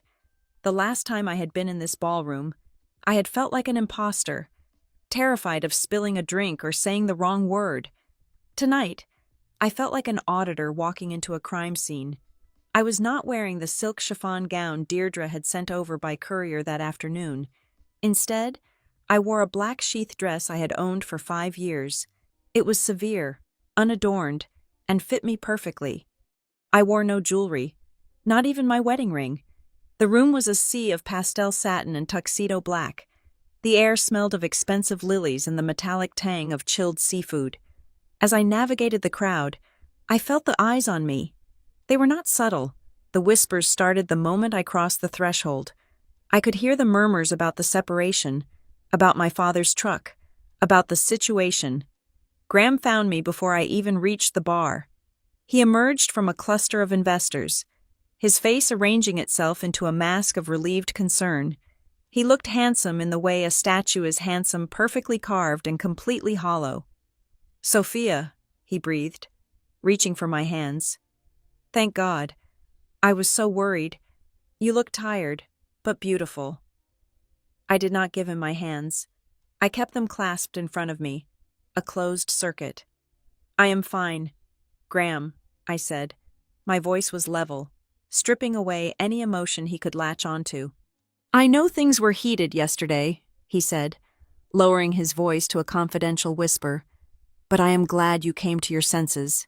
We can fix this. Mom just wants everyone to be happy. We can go sign the papers in the library after the speeches, and then this whole nightmare will be over." He still thought the nightmare was my refusal to sign his asset protection clause. He had no idea the nightmare was currently sitting on a server in Washington, D.C. "I am not here to sign papers," I said, looking him in the eye. "I am here because you invited my father." Graham's smile faltered for a fraction of a second. "Right. Ray, look, try to keep him contained. Okay, the senator is here. We do not need any colorful stories about the towing business." "You do not have to worry about Dad," I said. "He knows exactly what to do." Before Graham could press me further, the lights in the ballroom dimmed. A spotlight swept across the floor and landed on the raised stage at the front of the room. Deirdre Halston stood there, clutching a microphone like a scepter. She was wearing a silver gown that shimmered under the lights, making her look like a benevolent ice queen. "Ladies and gentlemen," Deirdre cooed, her voice amplified through the high-end sound system, "welcome to a night of giving, a night of legacy." The applause was polite and practiced. "Before we begin our main program regarding the Harbor Foundation," Deirdre continued, her eyes scanning the room until they landed on me and then, more pointedly, on my father, who was standing near the back exit. "I want to take a moment to talk about family, because the Halston legacy is about taking care of our own." My stomach tightened. I knew something was coming. "My daughter-in-law, Sophia, is here tonight with her father, Mr. Ray Mercer," Deirdre announced. The spotlight swung violently, cutting through the dark and pinning my father against the back wall. He blinked, but he did not flinch. He stood with his hands behind his back, looking calm. "We all know Ray has had a challenging journey," Deirdre said, her voice dripping with performative sympathy. "And we know that he has been struggling with transportation issues. That old truck of his has become quite the character around town. Has it not?" A ripple of laughter went through the room. It was the same cruel laughter from the driveway, but magnified by the acoustics of the ballroom. "Well," Deirdre said, beaming, "the Halston family believes in dignity. So, As a surprise gesture of welcome, we have arranged a gift, Ray, if you would look out the window. A curtain behind the stage was pulled back to reveal the illuminated driveway. Parked there, with a giant red bow on the hood, was a sensible, beige sedan. It was the kind of car you buy for a teenager or an elderly relative you do not trust with horsepower. No more breakdowns. Ray, Deirdre chirped. We are retiring that truck for you. Consider it a token of our esteem. The room erupted in applause. People turned to look at Dad, expecting him to cry, or bow, or perhaps faint from gratitude. It was a masterstroke of humiliation. She was publicly labeling him a charity case, stripping him of his autonomy, and demanding he thank her for it. I looked at Dad. He did not look at the car. He looked at Deirdre. He gave a single, slow nod. It was not a nod of thanks. It was the nod of a man acknowledging a move on a chessboard. He did not step forward. He did not smile. He just stood there, letting the applause wash over him like rain on a roof. Deirdre's smile faltered slightly when she realized he wasn't going to make a scene of gratitude. She quickly signaled the MC to move on. Wonderful, she said, a little too loudly. Just wonderful. Now, please enjoy the appetizers. The spotlight cut off. The room returned to its ambient glow. I started to make my way toward Dad, but I saw a member of the event staff, a man with a headset, intercept him. I was close enough to hear, but I pretended to be examining a floral arrangement. Mr. Mercer, the staff member said, his tone officious. We need to move your truck immediately. It is blocking the catering lane. We have moved it to the overflow lot. The overflow lot is a mile away, Dad said calmly. Yes, well, we can shuttle you back later, the man said. But the truck is already gone. We towed it to the south field. They hadn't just offered him a new car. They had physically removed his property. They had forced him to be stranded here. It was a power play designed to make him feel small and dependent. I see, Dad said. I will go check on it. You cannot leave now, the staff member sneered. You will miss the main toast. I will be back, Dad said. He turned and walked out the side door. I watched him go. Through the glass panels, I could see him walking across the manicured lawn, a solitary figure in a cheap suit, heading into the darkness toward the distant south field. The guests near the window laughed. Look at him go, one man chuckled. Probably going to check if his hubcaps are still there. I felt a hand on my arm. It was Graham. His grip was tight, bordering on painful. Why is he leaving? Graham hissed. Mom just gave him a car. He is being incredibly rude. He is checking on his property. Graham, I said, pulling my arm away. Since your staff decided to tow it without asking. It was in the way, Graham snapped. Stop defending him. It makes you look weak. I looked at my husband. I looked at the sweat beading on his upper lip. He was terrified of losing control of the narrative. I am not the weak one here, I said softly. I turned away from him and began to circle the room. I needed to see the layout. My father had told me to look for the silence, but I was looking for the noise that didn't fit. I found it near the kitchen entrance. 2 men were standing by the service doors. They were not wearing tuxedos. They were wearing navy blue suits that fit badly. They were not drinking champagne. They were drinking water from plastic bottles. They were not looking at the stage. They were looking at the exits. I walked past them, keeping my eyes forward, but I strained my ears. One of them tapped his earpiece. Target vehicle confirmed in South Field, the man murmured into his collar. Plates match. We have visual on the subject. My heart hammered against my ribs. Target vehicle. They were not private security. Private security would have said, the truck, or Mr. Mercer. Target vehicle was law enforcement syntax. I moved to the other side of the room, near the bar. There was another man there, leaning against a pillar, reading a pamphlet about the foundation. He wasn't reading it. He was using it to cover his face while he scanned the crowd. I passed behind him. 2 minutes out, he whispered. Hold positions. I felt a surge of adrenaline that was almost dizzying. It was happening. Dad wasn't walking to the south field to check on his truck. He was walking there to meet someone, Or perhaps, the truck was merely the decoy to draw the security team's attention while the real players moved into place. I found a spot near the front of the stage, but off to the side, where I could see both the podium and the main entrance. Graham found me again. He was frantic now. "Where did you go?" he demanded. "People are asking why you are not sitting at the family table."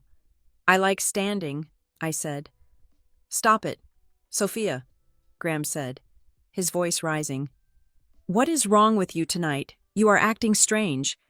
You are looking at everyone like you are analyzing them." "I am a risk analyst, Graham," I said. "It is what I do." "Well, stop it," he said. "Sit down. Mom is about to announce the harbor project expansion. It is the highlight of the night. If you are not in your seat, it looks like a protest." "Maybe it is," I said. Graham stared at me. For the first time, the arrogance in his eyes cracked, revealed a deep, hollow fear. "What did you do?" he whispered. "Did you tell someone about the contract? Is that it? Are you trying to leverage me?" "I did not tell anyone about the contract," I said honestly. The contract was the least of his problems. "Then what?" he demanded. "Why are you looking at me like I am already dead?" Before I could answer, the music swelled. A dramatic orchestral piece filled the room, designed to inspire awe and open wallets. Deirdre walked back to the center of the stage. Behind her, a massive LED screen descended from the ceiling, currently displaying the Halston family crest, a lion holding a shield. "And now," Deirdre announced, her voice trembling with pride, "the moment we have all been waiting for, the unveiling of the Newport Harbor renovation project." The doors at the back of the hall opened. The room went silent, expecting a parade of waiters with sparklers or a celebrity guest. Instead, Ray Mercer walked in. He had walked the mile from the south field, but he was not out of breath. He was not sweating. He had removed his jacket and slung it over one shoulder. His tie was loosened. He looked like a man who had just finished a long shift and didn't care who knew it. He walked straight down the center aisle, his heavy work boots thudding against the carpet. The guests parted for him, confused. Was this part of the show? Was this the character Deirdre had talked about? Deirdre froze on stage. "Ray, what are you doing? Please, take your seat." Dad didn't stop. He walked until he was 10 feet from the stage. He stopped and looked up at Deirdre, then at Graham, then at me. He winked. "Ray," Graham shouted, stepping forward. "Security escort him out." 2 of the private security guards started to move toward Dad, but the men in the Navy suits, the ones I had spotted earlier, stepped out from the shadows. They moved with a speed that was terrifying. They blocked the private security guards, flashing badges that caught the light. "Federal agents," one of the Navy suits shouted. "Nobody move," the room gasped. It was a collective intake of breath that sucked the oxygen out of the hall. Graham froze. Deirdre dropped her microphone. It hit the floor with a deafening screech of feedback. And then, the screen behind Deirdre, the massive LED screen meant to show the architectural renderings of the new harbor, glitched. The lion crest distorted, pixelated, and then vanished. In its place, a breaking news alert filled the wall. It was a live feed from a national news network. The banner at the bottom of the screen was bright red and impossible to miss. Breaking news. Federal raid underway at Halston Harbor Foundation. The image on the screen was not a rendering. It was live aerial footage from a helicopter. It showed the Halston corporate offices in downtown Providence. Agents in windbreakers with FBI printed on the back were carrying boxes out of the building. And then, the text on the screen changed. Investigation linked to massive money laundering scheme. Key witness retired Special Agent Raymond Mercer. The silence in the room was absolute. It was the silence of 100 wealthy people realizing that their proximity to power had just become proximity to a felony. I looked at Graham. His face had gone the color of old paper. He looked at the screen, then at my father. "Special Agent," Graham whispered. Dad looked at the screen, then back at the room. He didn't shout. He didn't gloat. He just spoke into the silence. his voice carrying clearly without a microphone. "I told you," Dad said, looking directly at Deirdre. "The truck was just for hauling." He pointed at the screen. "That," he said, "is the delivery." The ballroom, which only moments ago had been a sanctuary of soft lighting and polite applause, was now bathed in the harsh, pulsating red glow of the LED screen. The architectural renderings of the marina were gone. The smiling photos of happy children benefiting from the foundation were gone. In their place was the stark, high-contrast graphic of a breaking news alert from a national cable network. The sound system, previously tuned for the gentle swell of violins, now blasted the urgent, staccato voice of a news anchor. The volume was set for a speech to 1,000 people, so the indictment boomed through the hall like thunder.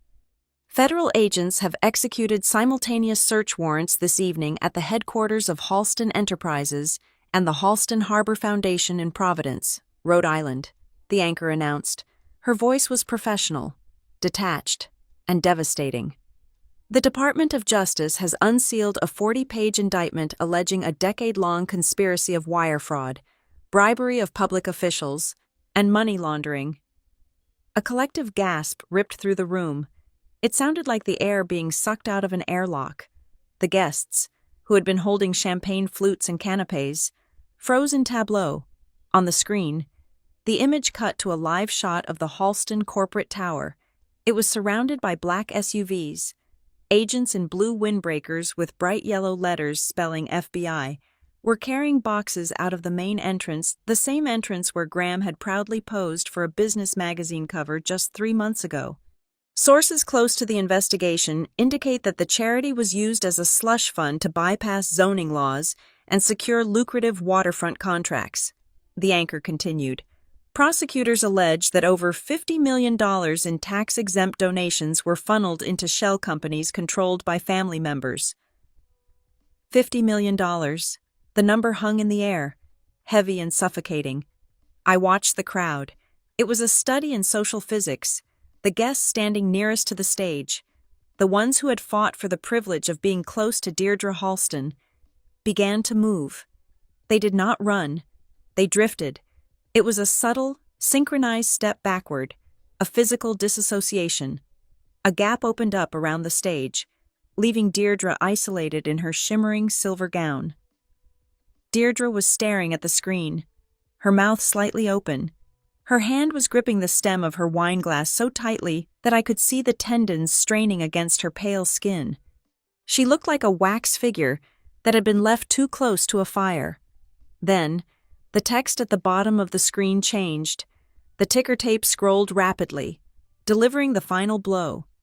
The investigation, codenamed Operation Low Tide, was accelerated thanks to the cooperation of a whistleblower and a key undercover asset within the transportation sector.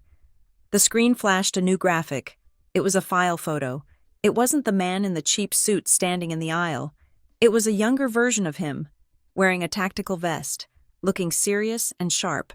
The caption read, "Raymond Mercer, retired special agent, Financial Crimes Enforcement Network, key witness." The room turned. It was a violent, singular motion. 500 heads snapped away from the screen and locked onto my father. 5 minutes ago, they had looked at him and seen a joke. They had seen a failed mechanic, a man to be pitied, a man whose truck was an eyesore to be towed away to a field. Now they looked at him and saw the blade that had just severed their safety. The whispers started, rising from a low buzz to a frantic hiss. That is him, the mechanic. He is a Fed, my God. He is a Fed.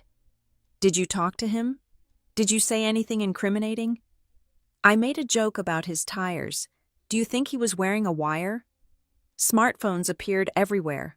The guests, sensing the collapse of an empire, were no longer participants. They were documentation crews. They held their phones up, recording the screen, recording Deirdre's frozen face, recording the man in the center of the aisle. The flash of cameras started to pop, erratic and blinding, like lightning in a summer storm. I looked at Dad. He hadn't moved. He stood in the center of the chaos, completely untouched by it. He wasn't looking at the screen. He was looking at the men in the navy suits who had taken control of the perimeter. He gave a small, almost imperceptible nod to the lead agent. Graham grabbed my arm. His grip was desperate, his fingers digging into my bicep hard enough to bruise. I turned to look at him. The handsome, composed mask was gone. In its place was the face of a terrified child who realizes the adults are not coming to save him. "We have to go," Graham hissed, his voice cracking. "Sophia, we have to leave. Now." "Go where?" "Graham," I asked calmly. "There are cameras at every exit." "We go out the back," he said, pulling me. "We get to the car. We go to the airport. I have the plane on standby. We can figure this out from the Caymans. We just need to—" He was babbling. He was incriminating himself with every word. He actually thought we were going to run. He thought we were a team. "Stop," I said. "Do not fight me on this," Graham shouted, panic rising in his throat. He yanked my arm, trying to physically drag me toward the service corridor. "You are my wife. You are coming with me. We have to present a united front, or they will destroy us." The guests nearby turned to watch. They saw the golden boy of Newport manhandling his wife. They saw the desperation. I did not stumble. I planted my feet. I looked at the hand gripping my arm, the hand that had signed the emails authorizing the bribes, the hand that had swirled cognac while his family mocked mine. I said, "Stop," I said, my voice cutting through the noise. I reached up with my free hand and pried his fingers off my arm. One by one. I did not do it gently. I twisted his wrist with a sharp, calculated movement I had learned in a self-defense class years ago. Graham gasped and recoiled, clutching his hand. "I am not going to the Caymans with you, Graham," I said, loud enough for the senator at the front table to hear. "And I am not your wife anymore. I am the witness." Graham stared at me, his eyes wide with shock. "What?" "I sent the files," I said. "The zoning permits, the shell companies, the fake charity ledgers. I sent them all." Graham's face crumbled. He looked from me to the screen, where the news was now showing a timeline of the fraud, and finally understood. He realized that the enemy wasn't outside the gates.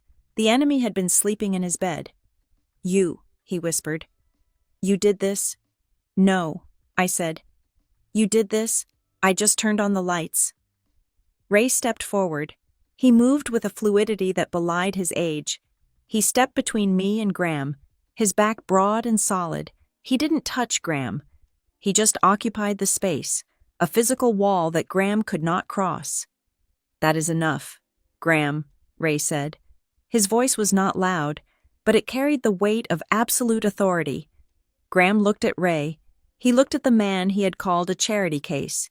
He looked at the man he had tried to buy off with a beige sedan. "You ruined us," Graham spat, tears of rage and fear welling in his eyes. "We gave you everything. We let you into our home." "You let a mechanic into your home," Ray said. "You never bothered to ask who the mechanic was." Ray turned his back on Graham and looked at me. The harsh red light from the screen reflected in his eyes, but his expression was soft. "Right on time, kiddo," he whispered to me. I let out a breath I felt like I'd been holding for 3 years. "I tried to tell them, Dad, I tried to tell them the truck was fine." "Some people only learn the hard way." Ray said, "At the back of the room." The double doors swung open. This was not the catering staff. This was not the valet. A team of 12 federal agents walked in. They moved in a V formation, precise and intimidating. They wore windbreakers with agency insignias. They did not have weapons drawn, but their hands rested near their holsters. They walked with the heavy, rhythmic thud of authority. The sound of their footsteps echoed on the hardwood floor, cutting through the murmurs of the crowd. Thud, thud, thud. The master of ceremonies, a local weatherman who had been hired to keep the mood light, stammered into his microphone. "Ladies and gentlemen, if we could just remain calm, I am sure this is a misunderstanding." One of the agents, a tall woman with steel-gray hair, walked straight to the sound booth and signaled the technician. The music cut out. The news broadcast audio was silenced. The room fell into a dead, heavy quiet. The only sound was the hum of the air conditioning and the distant wail of sirens approaching up the driveway. The lead agent walked to the center of the room. She stopped 10 feet from where Deirdre stood on the stage. She held up a folded document. "Deirdre Halston," the agent said. Her voice was not amplified, but in the silence, it didn't need to be. "Graham Halston, Philip Halston." Deirdre dropped her wineglass. It hit the stage with a shatter that sounded like a gunshot. Red wine splashed across the hem of her silver dress, looking like a fresh wound. She didn't look down. She stared at the agent, her face a mask of disbelief.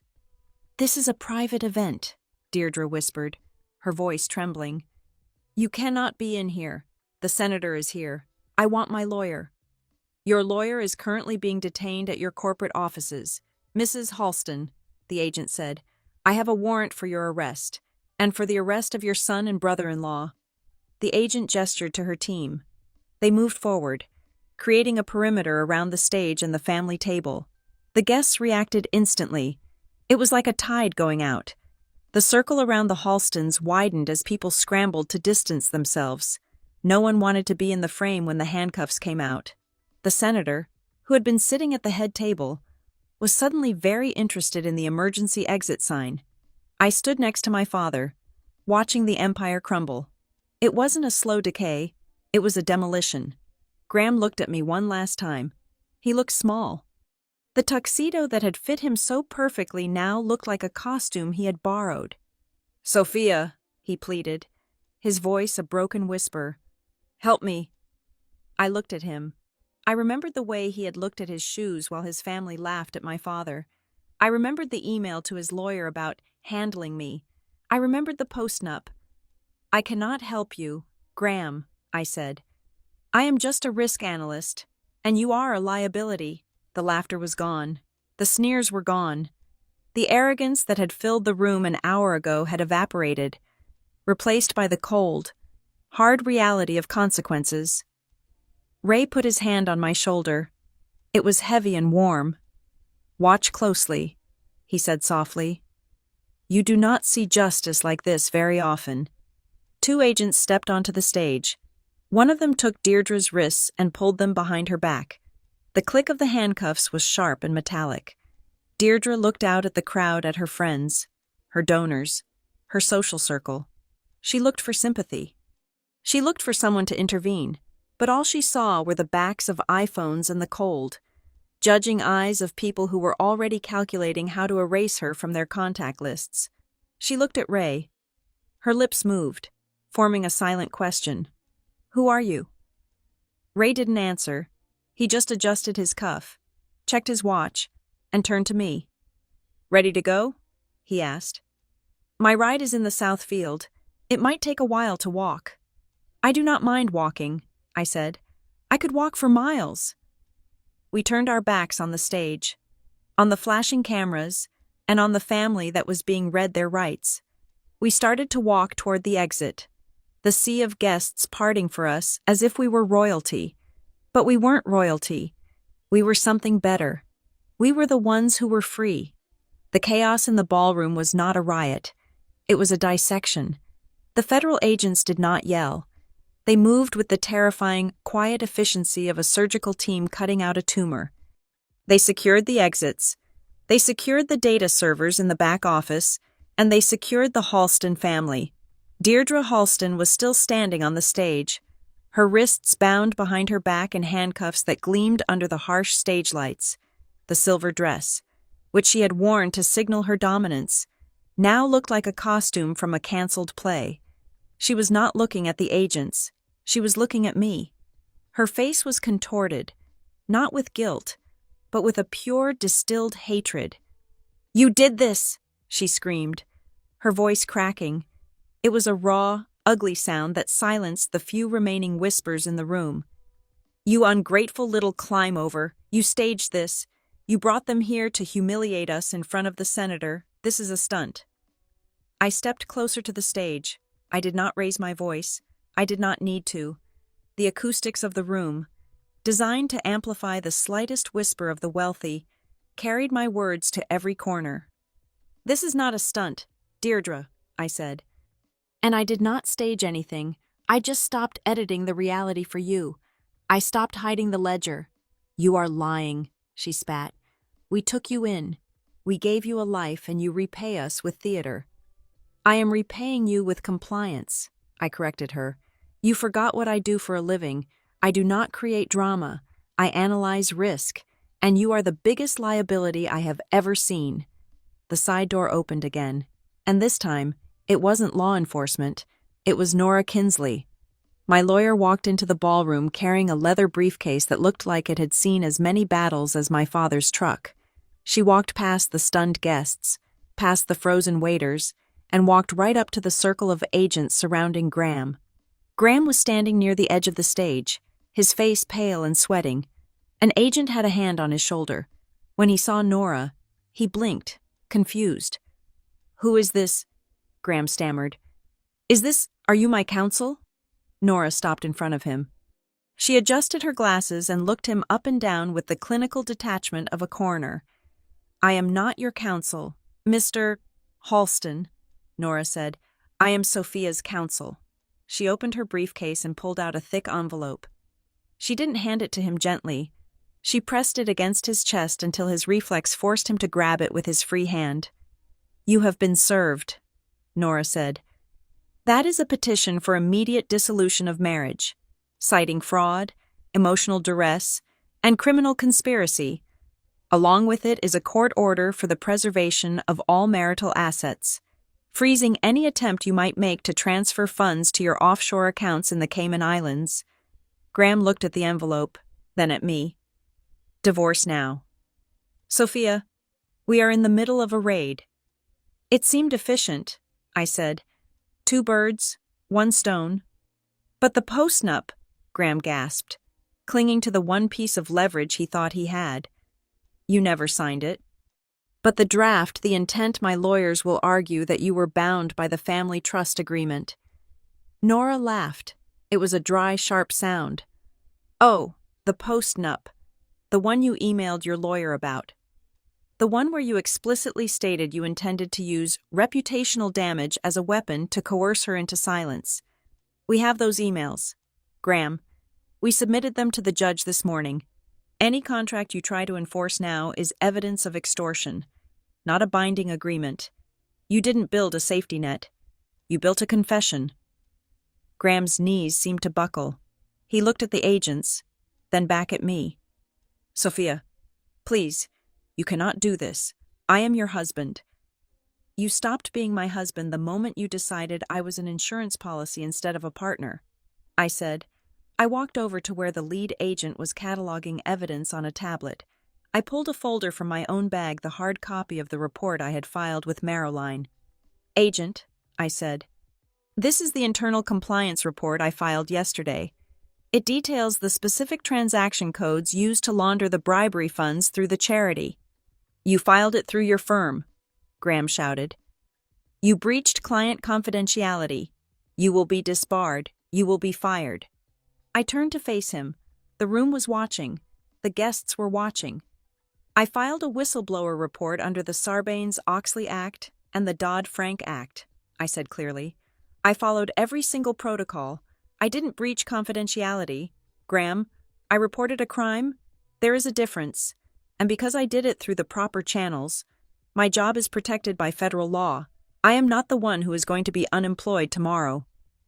Graham shook his head, his eyes darting around the room, looking for an exit that didn't exist. "You are twisting everything. You are paranoid. We never did anything to you. We were just protecting the family." "Protecting the family." I stepped closer to him. "Is that what you call it?"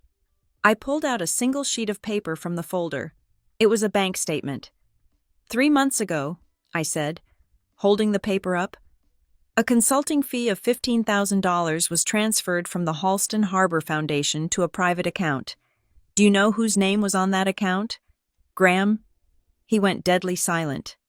"It was mine," I said. "You opened a sub-account in my name, using my social security number, which you have as my spouse. You forged my digital signature. You were routing a portion of the dirty money through an account linked to me." The crowd gasped. This was a new level of betrayal. It wasn't just greed. It was a frame-up. "I didn't," Graham started, but his voice was weak. "You did," I said. "You set it up so that if the audit ever came, if the feds ever looked too closely, you could point the finger at the new wife, the outsider. You could say, 'Oh, Sophia handles those accounts. We didn't know.' You were going to send me to prison to save yourself." "I was going to fix it," Graham cried out. "It was just temporary. I was going to close it out before the end of the fiscal year." "You were using me as a human shield," I said. "I traced the IP address used to open that account. Graham, it came from your laptop, the one sitting on your desk in the library. I gave that IP log to the FBI this morning." I looked him dead in the eye. "You call me paranoid. I call it prepared." Graham slumped. The fight went out of him. He realized there was no angle he could play, no charm he could use. The data was absolute. "I loved you," he whispered, tears streaming down his face now. "In the beginning, I really did." "I know," I said, "and I meant it. That was the saddest part. But you loved your status more. And when you had to choose between protecting me and protecting your mother's ego, you didn't just hesitate, you actively sold me out." "You betrayed me," he sobbed. "No, Graham," I said, my voice dropping to a register that was cold as ice. "You betrayed me the day you looked at my father, the man who raised me, the man who sacrificed everything for me and called him a burden. You betrayed me when you let your family treat him like a prop. You thought I would choose the pearls over the person. You calculated wrong." The lead agent stepped in. "Graham Halston, you are under arrest." They pulled his hands behind his back. The snap of the handcuffs was the final period at the end of our marriage. Around the room, the reaction was fracturing. The social elite of Newport were dividing into two distinct camps. The first camp, the sycophants who had fed off the Halston table for years, were physically recoiling. I saw Graham's cousin, the one who had mocked the truck, trying to blend into a potted plant, terrified that he might be named next. I saw business partners deleting text messages, but there was a second group, the quiet ones, the staff. The catering manager who had been yelled at by Deirdre earlier, the valet who had been terrified of the truck. I saw them watching. They weren't scared. They were nodding. A woman in a modest dress, probably a donor from the lower tier, caught my eye. She raised her glass to me, a silent toast. Deirdre was being led off the stage by two agents. She looked aged, her makeup streaked, her posture collapsed, but as she passed us, she stopped. She looked at the man standing beside me. She looked at Ray Mercer. Ray was standing with his arms crossed, his jacket still slung over his shoulder. He looked like a mountain that the storm had failed to move. "You," Deirdre whispered, her voice trembling with a mix of fear and confusion. "You are nobody. You are a mechanic. I checked. I had people check." Ray looked at her. He didn't look angry. He looked almost pitying. "You checked my credit score, Deirdre," Ray said. "You checked my tax returns. You checked the things that matter to you." "Who are you?" she demanded, a hysterical edge creeping into her voice. "Who are you really?" Ray took a step closer.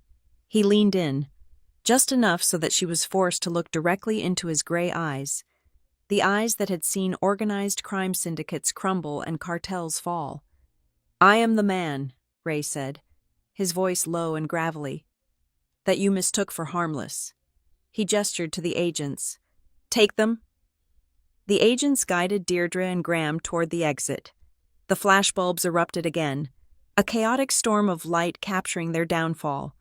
They were marched past the empty spot where the architectural model of the harbor was supposed to be, past the tables of untouched food, and out into the night where the sirens were wailing. The room was left in a stunned, vibrating silence. The music was dead. The news feed on the screen was looping the footage of the raid. Nora stepped up beside me. She closed her briefcase with a satisfying click. "That," Nora said, "was the most effective divorce proceeding I have ever attended. I will have the restraining orders filed by morning. Thank you, Nora, I said. Do not thank me, she said. You did the work. I just filed the paperwork. I turned to Dad. He was watching the doors where the Halstons had just disappeared. He looked tired, but his shoulders were lighter. You okay, kid? He asked.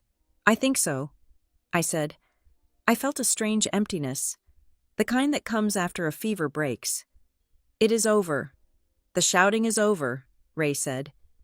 Now comes the paperwork, and the rebuilding. He looked down at his watch, and I believe my truck is still in the south field. I think we can get a ride, I said. The lead agent seems to know you. Ray chuckled. Agent Miller. Yeah, I trained her. She was the one who authorized the chopper. He put his arm around my shoulder. Come on, let's get out of here before someone tries to offer me another beige sedan. We started to walk toward the exit, but this time, the path was wide open. The guests who were still in the room parted for us, not out of politeness, but out of a terrified respect. They looked at Sofia Hernandez and Ray Mercer, and they didn't see a charity case or a project anymore. They saw the people who had burned the house down. As we reached the door, I looked back one last time at the ballroom. It was a wreckage of luxury. The crystal was still sparkling. The flowers were still blooming, but the rot underneath had been exposed for everyone to see. I walked out into the cool night air. The humidity had broken. It smelled like rain. It smelled like the truth. And for the first time in 3 years, I didn't have to check my smile in the mirror. I didn't have to smile at all. The ballroom was no longer a party. It was a crime scene processing center. The music had died, leaving a void that was filled only by the low, urgent voices of federal agents and the click of handcuffs. I stood near the exit, watching the architecture of the Halston family collapse in real time. It was not the slow erosion I had seen in the financial ledgers. It was a structural failure, sudden and total. Agent Miller, the woman with the steel-gray hair who had led the raid, walked over to where my father and I were standing. She did not treat him like a witness. She treated him like a commanding officer. We have secured the servers at the main office, Ray, she said, her voice crisp. The initial sweep confirms everything in the whistleblower report. The assets are frozen. We have caught them with the digital ink still wet. Good work, Miller, Dad said. He shifted his weight, looking less like the tired mechanic I had driven here with, and more like the man on the ID card in his wallet. Make sure you tag the offshore accounts first. Graham will try to move the liquidity if he gets access to a phone. He won't, Miller said. We have already cut the lines. I looked at my father. For my entire life, I had known him as the man who came home with grease under his fingernails, the man who worried about the price of milk, the man who drove a truck that sounded like a dying tractor.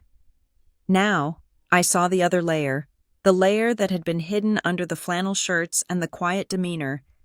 You were never just a mechanic, I said, my voice barely audible over the commotion.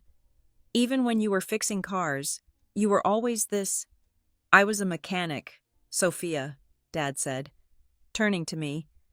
I fix things. Sometimes I fix transmissions. Sometimes I fixed corruption. The skill set is surprisingly similar. You have to listen for the noise that does not belong. He looked toward the back of the room, where the agents were cataloging the evidence bags. And as for the truck, he said, a small, grim smile playing on his lips. It is not just a heap of rust. It is a mobile office, under the toolbox in the bed. There is a false bottom. I have my encrypted laptop, a satellite uplink, and the physical case files on the Halston Syndicate sitting right there in the parking lot. I drove the evidence right to their front door, and they were too busy laughing at the paint job to notice. I felt a chill run down my spine. The Halstons had mocked that truck. They had tried to tow it. They had treated it as a symbol of my father's failure. In reality, it was the Trojan horse. Why didn't you just arrest them weeks ago? I asked. Why let them humiliate you tonight? Why let Deirdre give that speech about the car? Ray looked at the crowd of guests who were now huddled in shocked clusters, whispering frantically. Because the law requires evidence. But justice requires a witness, Ray said. If we had arrested them quietly in their offices, they would have spun it. They would have claimed it was a misunderstanding, a clerical error. They would have used their PR machine to bury it. But tonight, they showed everyone exactly who they are. They showed their cruelty. They showed their arrogance. They tried to buy a human being with a beige sedan in front of 500 people. He gestured to the room. Look at them. Sophia, look at the guests. They aren't confused. They are disgusted. We needed social proof. We needed the world to see the rot, so that when the indictment drops, no one will defend them. I looked. He was right. The guests were not rallying around Deirdre. They were recoiling. The veneer of the benevolent, wealthy family had been stripped away, revealing the ugly, petty bullies underneath. Near the stage, the reality was setting in for Deirdre. She was trying to negotiate. It was a reflex for her, like breathing. "This is a mistake," Deirdre was shouting at a stoic agent. "I need to call the senator. I need to speak to the governor. Do you know how much money we donate to the police fund? I demand to be unhandcuffed immediately." "Mrs. Halston," the agent said, bored, "your accounts are frozen. Your donations are currently being classified as evidence of bribery, and the governor is not going to take your call. No one is going to take your call." "But the gala," she shrieked, looking around wildly. "The press. We have a reputation." "You have a criminal record," the agent corrected her. "Let's go." They began to march her out. She looked small, without her checkbook, without her fear tactics, without her army of lawyers. She was just an elderly woman in a ruined dress who had stolen money meant for the ocean. Then, there was Graham. He was still standing near the edge of the stage, flanked by 2 agents. He wasn't shouting. He was staring at the floor. When he saw me looking at him, he lifted his head. I expected to see the anger he had shown earlier. I expected the condescension. I expected him to tell me I was being dramatic. But there was none of that. There was only fear, pure, naked fear. He looked at me as if he had never seen me before. He realized, finally, that the woman he had married was not a prop. She was not a project. She was the one person who had outsmarted him. "Sophia," he croaked. He took a step toward me, but the agent held him back. "Sophia, wait. Just tell them. Tell them I didn't know about the shell companies. Tell them it was all Mom and Philip.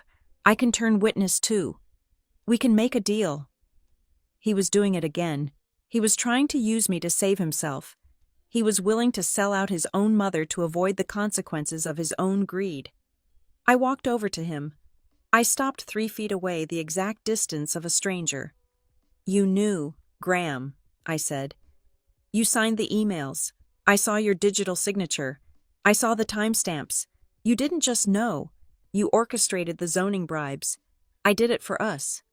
He pleaded. "To build the legacy. For our future." "No," I said. "You did it so you could feel important. You wanted a wife who would look good in photos and sign whatever you put in front of her.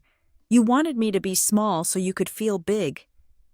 I stood up straighter, pulling my shoulders back, feeling the full height of my own integrity.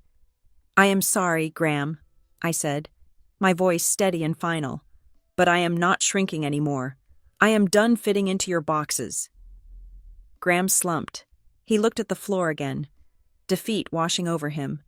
The agents took his arms. "Move it," the agent said, as they led him away. He didn't look back. He couldn't. The shame was too heavy.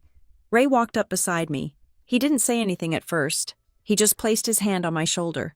A heavy, grounding weight. We watched as the powerful Halston family was led out of their own ballroom in a single-file line, paraded past the people they had tried to impress, heading toward the back of police cruisers. The guests stood in silence. There were no more whispers. The flash of the cameras had stopped, replaced by the blinking red lights of the recording smartphones. It was a digital vigil for a dead dynasty. "They look so ordinary now," I whispered. "Crime is always ordinary," Ray said. "It is just greed dressed up in a tuxedo. Come on, let's go home." We turned and walked toward the main exit. The path was wide open. The guests parted for us, their eyes wide. They looked at Ray, the man in the cheap suit, with a newfound awe. He wasn't the help anymore. He was the hammer. We walked out of the mansion and into the cool night air. The humidity had broken completely, leaving the air crisp and clean. The flashing lights of the police cars painted the driveway in chaotic strokes of blue and red. We didn't go to the shuttle bus. We didn't wait for a valet. We walked across the perfectly manicured lawn, past the fountain that had been paid for with stolen money, and headed toward the south field. It was a long walk, but neither of us complained. The grass was wet against my ankles, but I didn't care. We found the truck exactly where the staff had dumped it. It was parked haphazardly under a tree, looking aggressive and out of place among the landscaping. The moonlight caught the peeling silver paint and the rust on the fenders. To anyone else, it was a piece of junk. To me, it looked like a tank. Ray walked over to the driver's side. He patted the hood affectionately, like one might pat a loyal dog. "They wanted to tow her," Ray said, shaking his head. "She has survived stakeouts in Detroit and blizzards in Alaska. I think she can handle a country club valet." He opened the door. The hinges groaned that loud, metallic screech that had made me cringe in the driveway only hours ago. Now, it sounded like music. It sounded like the opening note of a victory song. "Hop in," Ray said. I climbed into the passenger seat. The cab smelled of old coffee, gasoline, and fast orange hand cleaner. It was the smell of my childhood. It was the smell of safety. Ray climbed in and turned the key. The engine turned over. It coughed, choked for a second, and then roared to life with a defiant, throaty rumble that shook the entire frame. Ka-chunk, chunk, chunk. It was loud. It was obnoxious. It was perfect. Ray shifted into gear. He looked at me, his gray eyes crinkling at the corners. "You know," he said softly, "I kept this truck for a lot of reasons, but mostly, I kept it because it carries things. It carries tools. It carries evidence. And it carries a lot of self-respect." He put his hand on the gear shift. "And tonight," he said, "it carries my daughter away from people who never deserved her." I smiled, a real smile, one that reached my eyes. "Let's go, Dad," I said. Ray hit the gas. The truck lurched forward, tires crunching over the gravel. We drove past the mansion, past the police cars, past the stunned guests standing on the portico. We drove right down the center of the driveway, the engine roaring its unrefined, glorious song into the night. And as we passed them, I looked out the window. No one was laughing. They were just watching the taillights of a 1999 Ford F-150 fade into the dark, carrying the only two things in Newport that money couldn't buy: the truth, and the freedom to drive away from it. Thank you so much for listening to Sophia and Ray's story of justice and resilience. I would love to know where you are tuning in from today. Drop a comment below with your city or country, so we can see how far this story has traveled. If you enjoyed seeing the Halstons get what they deserved, please make sure to subscribe to the Maya Revenge Stories channel, like this video, and smash that hype button to help this story reach even more people. Your support means the world to us.